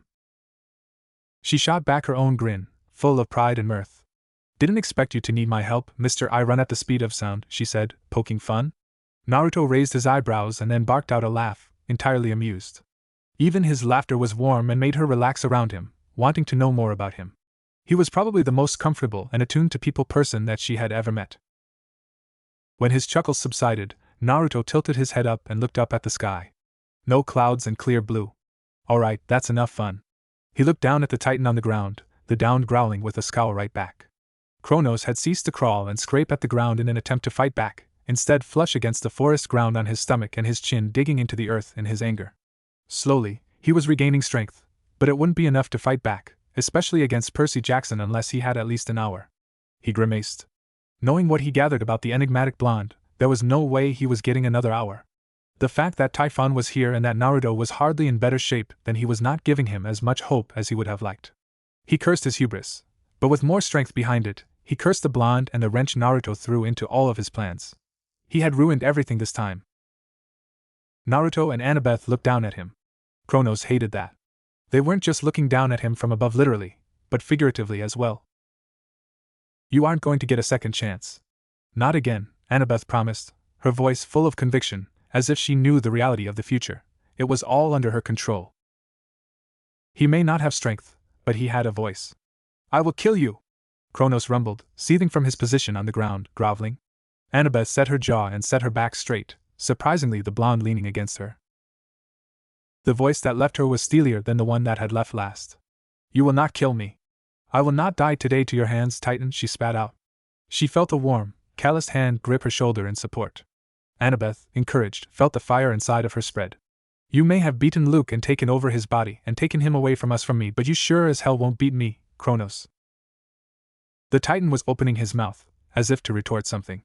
Naruto took the chance to kick dirt into his mouth and ignored the coughing that ensued. Annabeth couldn't help it, she laughed. A Titan, coughing on Titan that a human kicked into his mouth. This was golden. Shut up, Naruto ordered, his voice filled with ice. He had not raised his voice nor filled it with venom or anger, but only with steel. For some reason, however, it made Naruto far more menacing than if he had. I'm sick you talking. The blonde turned away from the Titan and faced Annabeth, who was staring at him with a quizzical expression. We have to go back to camp, but we can't leave this idiot here, or else he'll recover. Annabeth nodded in understanding, rustling a few bangs to drop in front of her eyes. Right, let's do. Suddenly, the earth itself rumbled. The trees and branches attached to each life of nature shook violently, letting free greens unwillingly. Naruto widened his eyes in shock, sensing a tremendous amount of power explode from the ocean, close to where the campers were fighting the monsters back at the bridge. In fact, it was fast approaching the bridge, it seemed. Holy! There's no way I can fight that thing head-on at my current strength, Naruto stiffened, realizing that there was little he could actually do or think to do in this situation. If the presence of power he felt was gauged correctly, not even his version of the Bijudama with a Rasengan could take down whatever had made itself loud and present. He had barely managed the technique due to the amount of chakra and the density of his life energy. He had managed to separate negative and positive energies after a few tries last night with the clones, but a mini beast bomb was the best